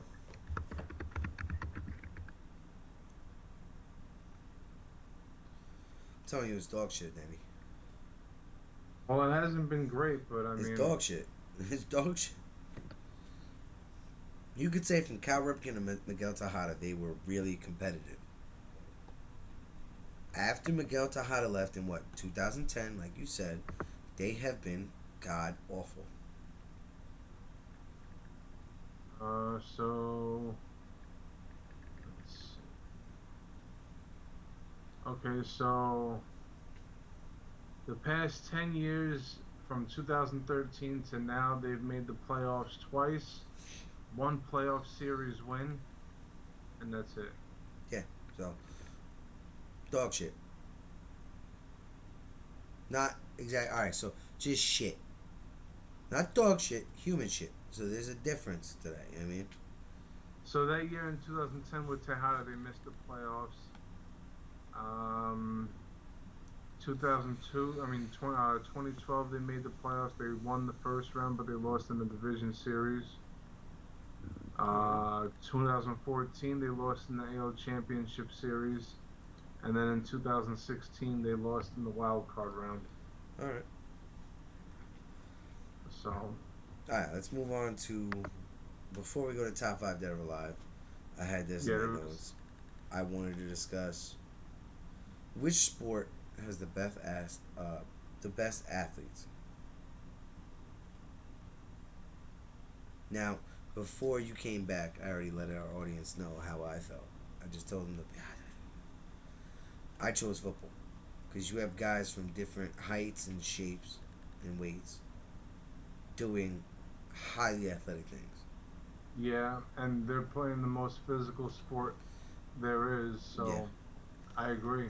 Oh, all right. I, I, I I, figure you would take basketball or MLB or baseball. No, and it's not to say that they're not athletic, but yeah, they're athletic. Or even if they are as athletic, they're not playing an as physical game as football. So that athleticism is is more definitely needed. 100%. There are guys in baseball and basketball that aren't as athletic as other guys, but They get it done. yeah, they get it done, and it's like, all right, well, in baseball, I play 162 games in a year, so all right, fine, but football, 100%, is definitely. All right. I figured we'd have an argument on that, but we don't.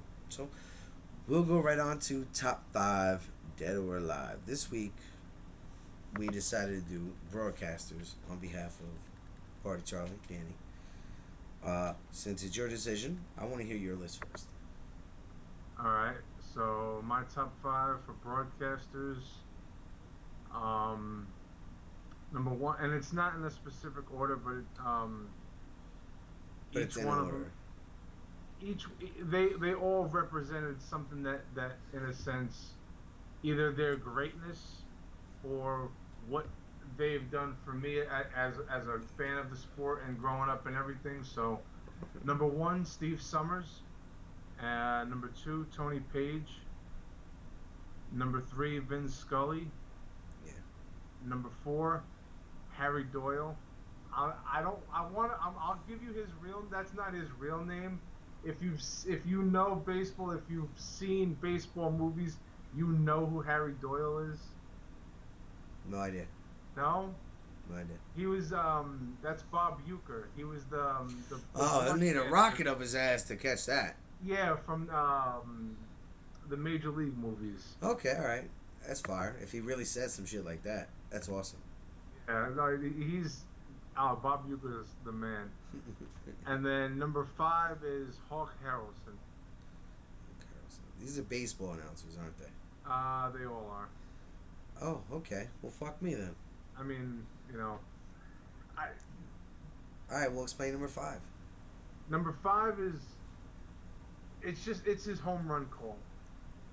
It's like if you go on YouTube and you look up his home run calls, that's just fucking outstanding, bro. It's like I like if I watch a White Let me hear Sox, it. Let me hear it. he's Let me like, hear it. you can put it on the board, yes.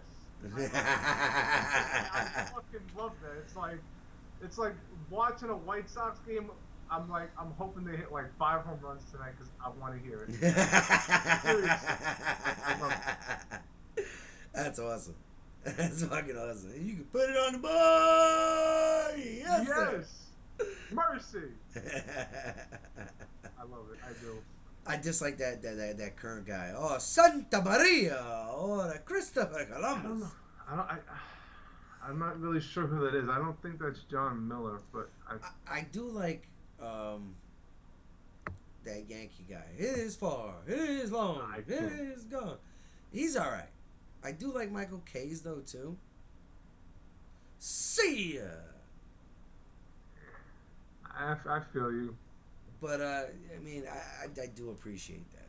That guy's not on my list, but all right. So number 1 for me is John Madden. This guy goes over here. This guy goes over here, and boom, and boom, and boom, and a squirt, and I got the ball goes over here, and he cuts it, he fucking boom.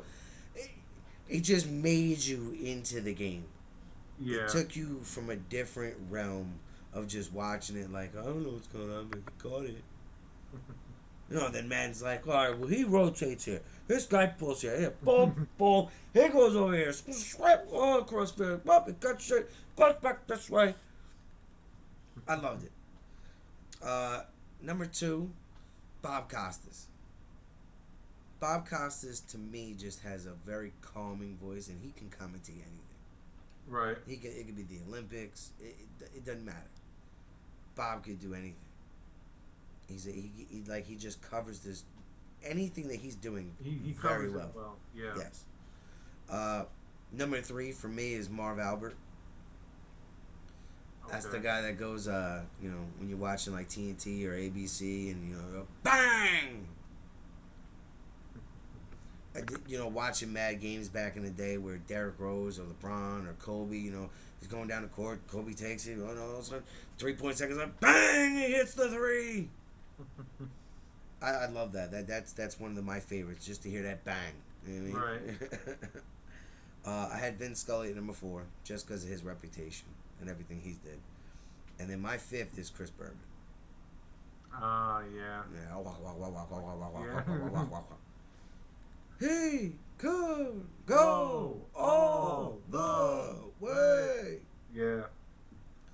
That's legendary in sports. It's like I remember.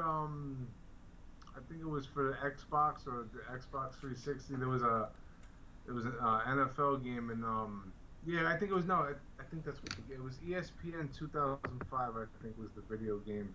Okay. And I remember like usually when you watch when you play a game, and like you get to halftime, usually they say, oh, now we're gonna go to the halftime, whatever. Yeah, halftime show.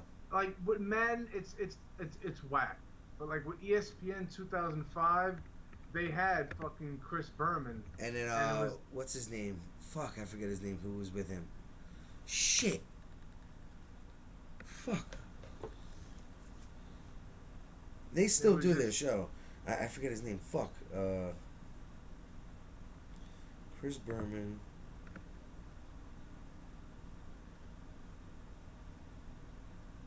Yeah, ESPN 2K5. Tom Jackson. Oh yeah. Tom Jackson. So it's like, when I was working on the franchise, and we got and it was halftime, I'd sit there and be like, all right, I just want to watch it, because it is, like you said, Chris Berman is the man. Like it's He is. the way he does it. He used to be like the halftime for like Monday Night Football, where he announced I think John Lennon was shot. Oh shit! Okay. Yeah, he's been in some historic moments, like. And I just love the walk when Pac-Man played, when he would pick a ball off. Yep. Oh, walk. He could go 10-5 touchdown. Right. Nah, but all those guys, like, on both lists are great. I do honorable mentions. Definitely Booger McFarland. I love Booger McFarland. I have an honorable mention, but he's just another baseball announcer. All right. So, Well, my other honorable mention is honestly a female, Doris Burke. She does a wonderful job on ESPN Radio announcing games. Just amazing. Her insight, she's honest. She knows what she's talking about. She'll let you know. Like, someone else will be like, oh, Tatum throws the ball across court, stolen. Jimmy Butler up court, dunks it. She's, lazy pass by Tatum. Jimmy takes it in the lane, comes it up, easy layup. Like, she doesn't hide what is going on the court. She's very down to detail. She knows what she's talking about. Again, I said it like 3 or 4 times, and she's just great. I have not a complaint. I mean, I've probably caught her a couple times without even realizing it, but I've, in general, I don't think I've really like listened to her a whole lot like you have, but yeah. Well, that's a good list. I'm not mad at it. Like I said, they're all baseball guys, and I thought we were gonna do like and all over baseball, football. So when you went through your list, I'm like, these are just baseball guys. Like, what the fuck? I mean, it's not that I initially wanted it to go down like that, but that night when I started doing it, I said, well, radio broadcast, like, that counts too, right? Mm. And like those two guys immediately came to mind because, well, not because they're baseball, but they are both Met fans. But it's like, growing up as a kid, I used to listen to the Fan a lot more than I do now. So, I'd spend a lot of nights, after a game, just laying there in bed and listening to the radio while I'm playing the game. I mute the TV, and it would be Steve Summers and then Tony Page for the overnight, and it was like, you know, it's just a, I mean, it, well, like I said to you weeks ago, I appreciate listening to basketball on the radio more. right, It's more of, to be honest with you, I mean, some people would probably enjoy it, but it's kind of a nostalgic thing to me. To where it's like, the 50s or the 60s where there wasn't TV, where you had to listen to the ball game on the radio. yeah, So we may have included some people out, you know what I mean? That and it's no other, disrespect to the other guys, but absolutely no. But I, I just like it. I mean, I do listen to football sometimes on the radio. It's okay. You know what I mean? it doesn't have the same feel as watching it. It doesn't have the same feel as watching it. Basketball, though, and possibly baseball. They're like, I mean, basketball's fast. So you hear top wing, drops it down into the paint, you know, puts up the shot. Oh, blocked by Williams. Oh, brought up court. Da da da. So that they're able to catch up and give you predominantly what's going on. And Right. baseball too. Football, it's a lot to explain. Yeah, Which I understand. That's why John and everybody else has to either do it before the snap or after the snap. You know what I mean? right. I think that's where football kind of differentiates. Whereas in like there's a before the snap and after the snap. With baseball and NBA, it's a back and forth. Yeah, it's more faster response. Faster responses from both sides. Whereas football is you're methodically going with one side against one side. It's like, and with baseball and football commentary, you hear more stories in between Yeah. about this or about a game from the past or whatever. With basketball, I don't really hear that so much. I mean, yeah, they do talk, but you know, it's like they can start a conversation and then within 5 seconds someone stole the ball and now they're running back the other way. Yeah. So So like we said, there's like no biasness to the people before these guys that we have picked or anybody on our list. Forgive us if we're forgetting somebody, but we're still relatively kind of young. and not even that, like we've said, this is our top 5. Yeah. So I mean, if you have a discrepancy with us, give us yours top 5 that are alive. Whatever age you are. You know what I right. mean? So I may try to listen to football and baseball on the radio a little bit more often, but because I do enjoy basketball, like I said, right. because it brings you kind of back, like if you were just sitting there like, oh, I want to know how the fucking, at that time, fuck, the Celtics are doing. You got to turn your radio on, so you got to sit in your Yeah. living room and you got to listen. So it's like you kind of like with basketball, it makes you envision the game in your head. So as they're Yeah. calling it, you see it. Right. That's what I kind of like about it. Like with football, like they just tell you formations and then the play's hiked and then they tell you the quarterback and then what he's doing or what the running back's doing. You don't hear what the safeties, the linebackers, and the linemen for the defense and the linemen for the offense. You may hear that a little bit. Oh, Ray Lewis through the middle, sacks him. But that's about it. You don't hear like, oh, there's, when you watch it, you could see it all in front of your face. So there's no need Yeah. for narration. No, I agree. Yeah, definitely. I think there's never going to be anybody like John Madden. No. Like that, there's just never gonna. Yeah. And it's sad. It's sad. Yeah, it is. You know, I mean, Especially they came out with that documentary for him to appear on so, Christmas or something like that, and then the fucking guy dies. yeah. I still want to see that too. You haven't seen it? No, I haven't seen it Oh God, dude, it was great. You got to watch his football life and then watch that one. That one has a little bit more detail than his Right. football life because the football lives are only an hour. yet. Okay. That one's like a two and some change, Right. but it's really good, really good. I definitely still want to. I totally forgot about that until we were just talking about it now. Definitely got to check those out. But so. All right, so we have the Stanley Cup. Yeah, that We was have- just thing I. We have the Colorado Avalanche versus the Tampa Bay Lightning. Who you got, Danny? Take the series. I'm gonna take the Lightning All right. because, well, I'm not a Ranger fan. I'm not really a hockey fan in general, but you know, if the Lightning win, well, I don't know. It's an East Coast team, so I'm an East Coast fan. Yeah, but right now. it's also a new dynasty added to hockey because the last one was the Kings Yeah, in the 2000 from 2000 to 2010 pretty much, and then now we have the Lightning.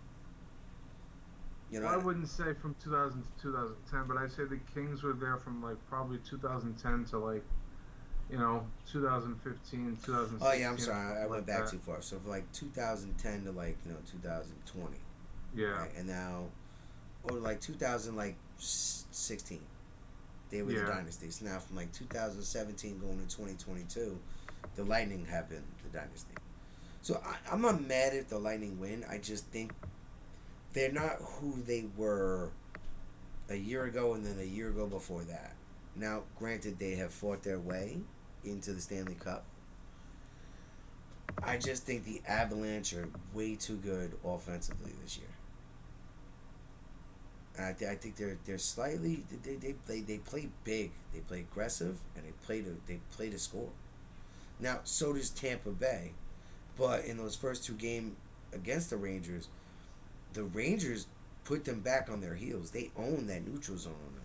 So the Rangers is like in a sense were stealing and keeping the puck in the neutral zone and then pushing the tempo on Tampa Bay.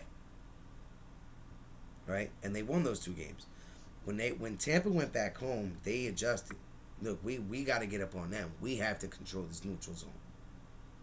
If we don't Yeah. control the neutral zone on them, they're going to do what they just did to us the last two games.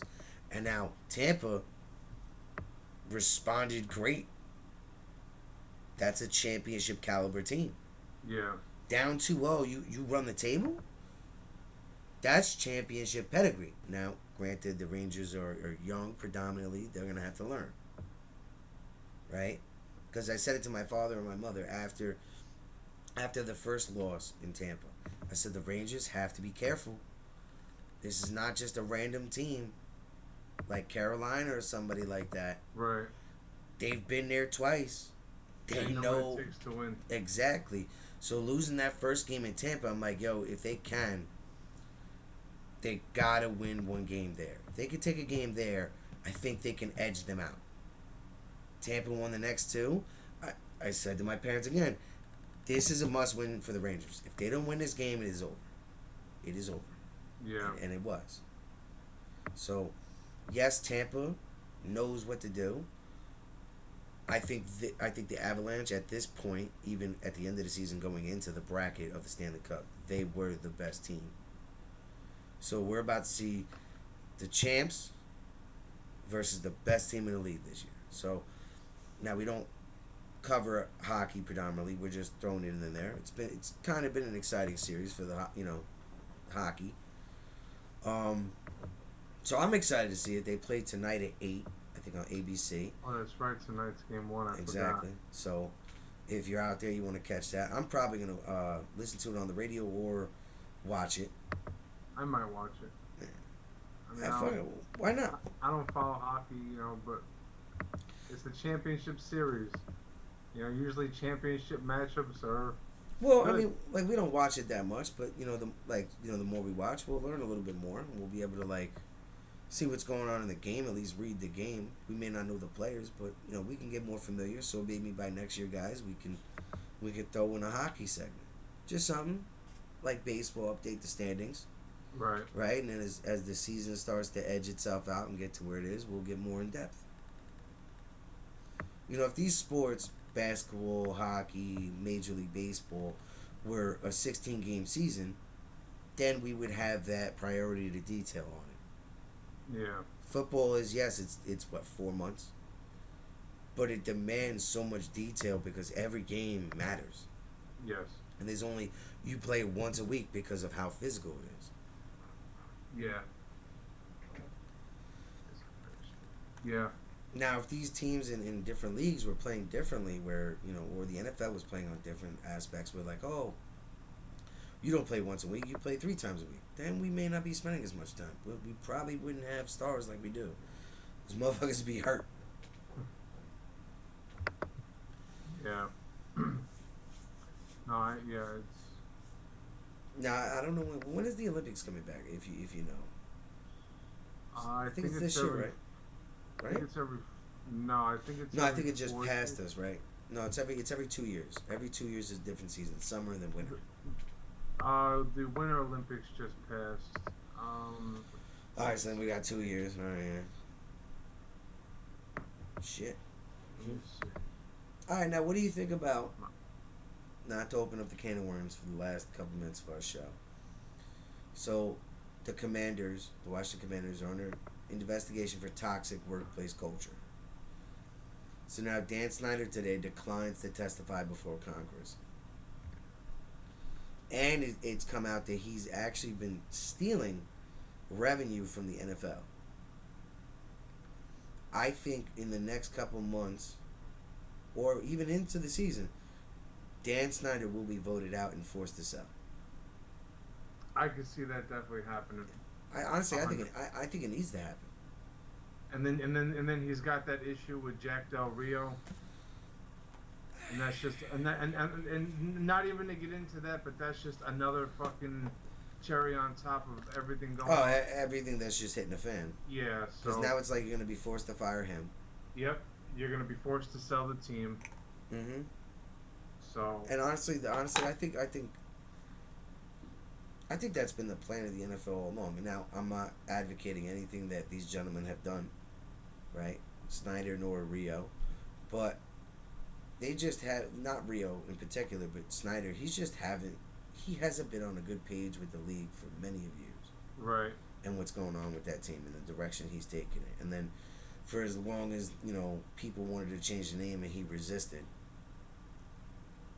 I think he's got to get out of there. Yeah. For that team to turn the cheek and move forward with their new name, they need a new owner and front office. They need a breath of fresh air, or Yeah. change the scenery thing. Change the scenery. Well, no, that's what's interesting. I don't know if you've seen it on Twitter, but the Washington Commanders had purchased a big lot somewhere in Baltimore, somewhere around there, right? That Washington area. Okay. Big plot of land. And they bought it, and now they're bringing a future, they've laid out pictures of what the future design of their facility will look like. So that's gonna be their new stadium. Yes, and practice facility. So Okay. they're moving already. So I think the wheels are in motion. I think that's why Dan knows what's coming. That's why he's like, why the fuck would I testify? Why in the fuck, I'm gonna lose this shit anyway. Yeah. That, to me, that's what shows what's coming. Right. I think if he wanted to keep it, he would do everything in his power too, and that would be to testify on behalf of his ownership and his front office and his staff.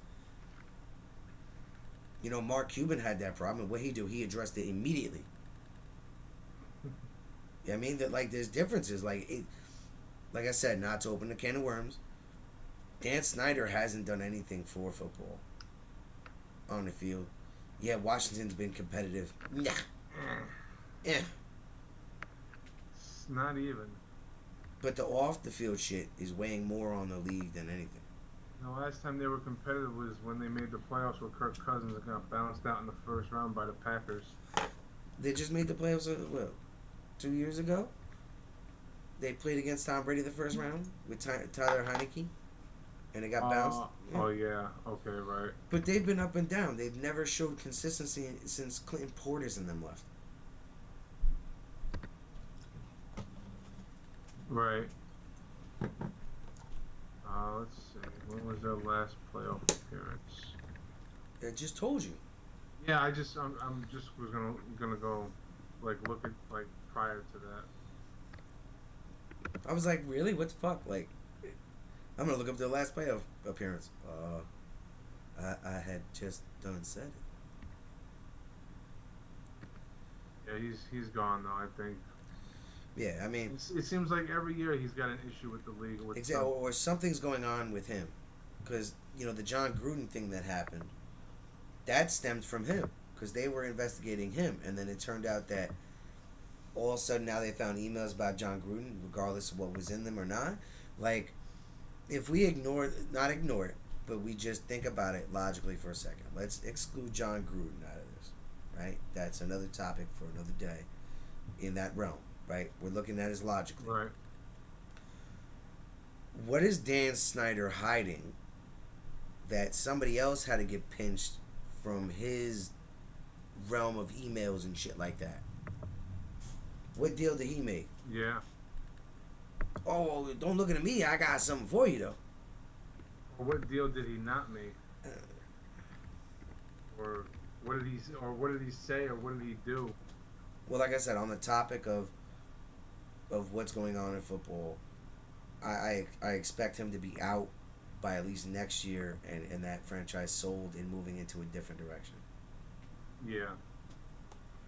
Like, what the NFL is going through right now is in terms of Deshaun Watson and the whole movements of everything that's going on in the world right now, and then Dan Snyder, John Gruden, all this shit that's just piling out, the deaths of these young kids, and Henry Ruggs and Dwayne Haskins, everything that the NFL is going through, they're handling it okay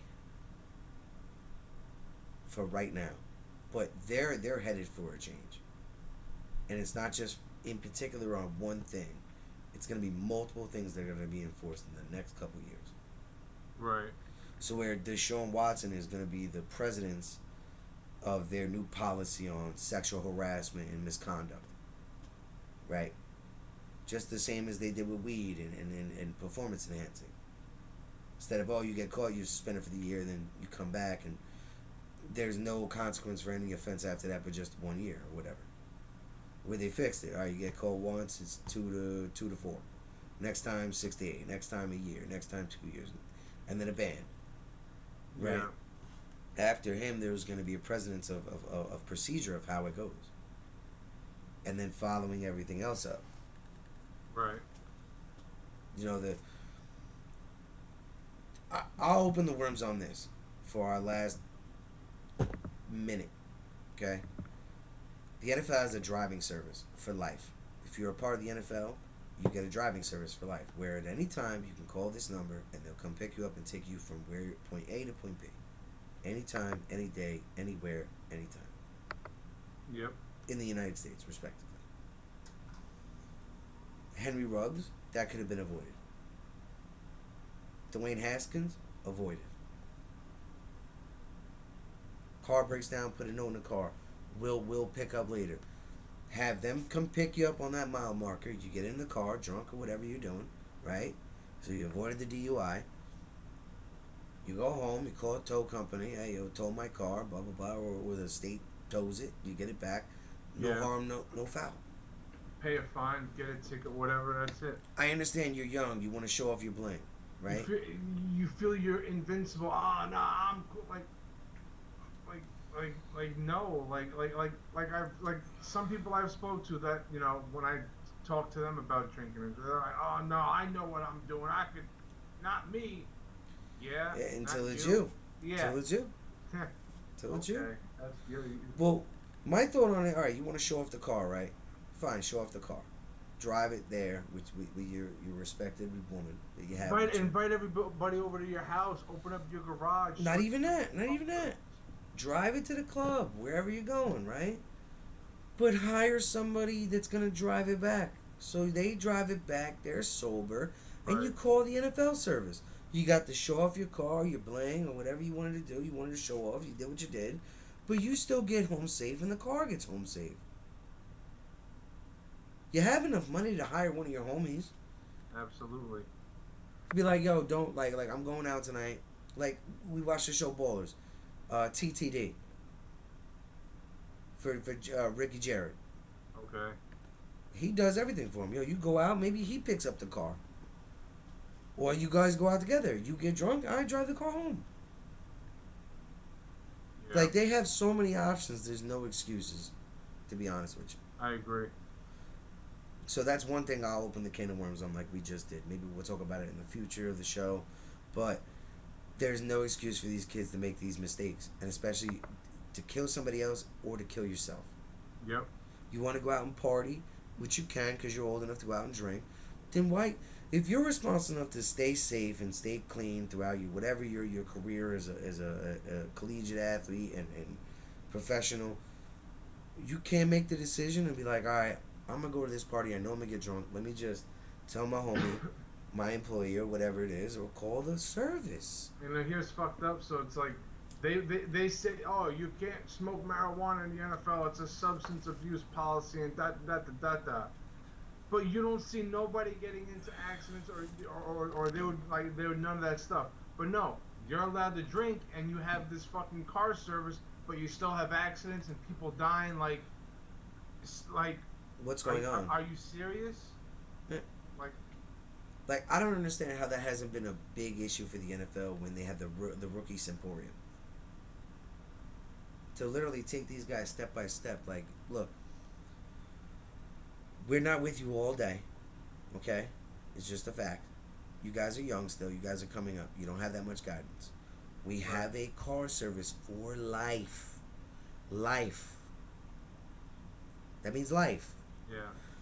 So if you're in a predicament, here's the card, and it's on your NFL card, where you turn the back over and you call a number. You give them your player ID number, and they go, all right, we'll be there in 15, 20 minutes. They pick you up, take you where you gotta go. Bye. You get home safe. Somebody else gets home safe. You keep your money. You keep playing as an athlete. My heart goes out to Henry Ruggs, because that's got to live with him for the rest of his life. He killed somebody. I wouldn't say my heart goes out to him.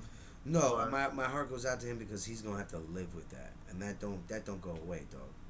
We know that don't go away. You kill yourself, yeah, you go away. It's done. Kill somebody else, and you're still around to live. That stays with you forever. 100%. So that's why my heart goes out to him, in that respect.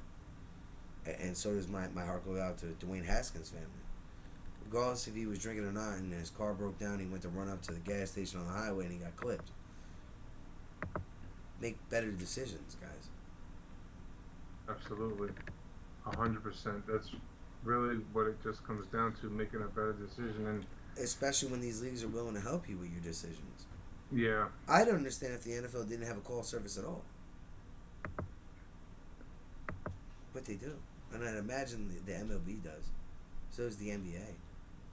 I'm sure the MLB has a car service. I'm sure they all do. Yeah. So, like, we don't hear this about NBA players or MLB players, really.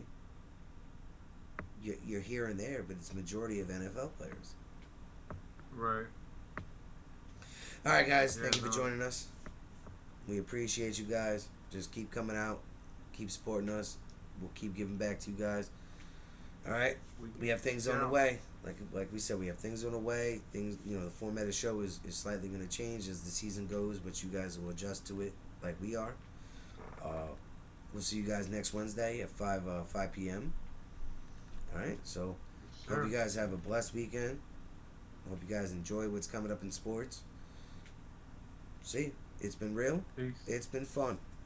But it has been real fun.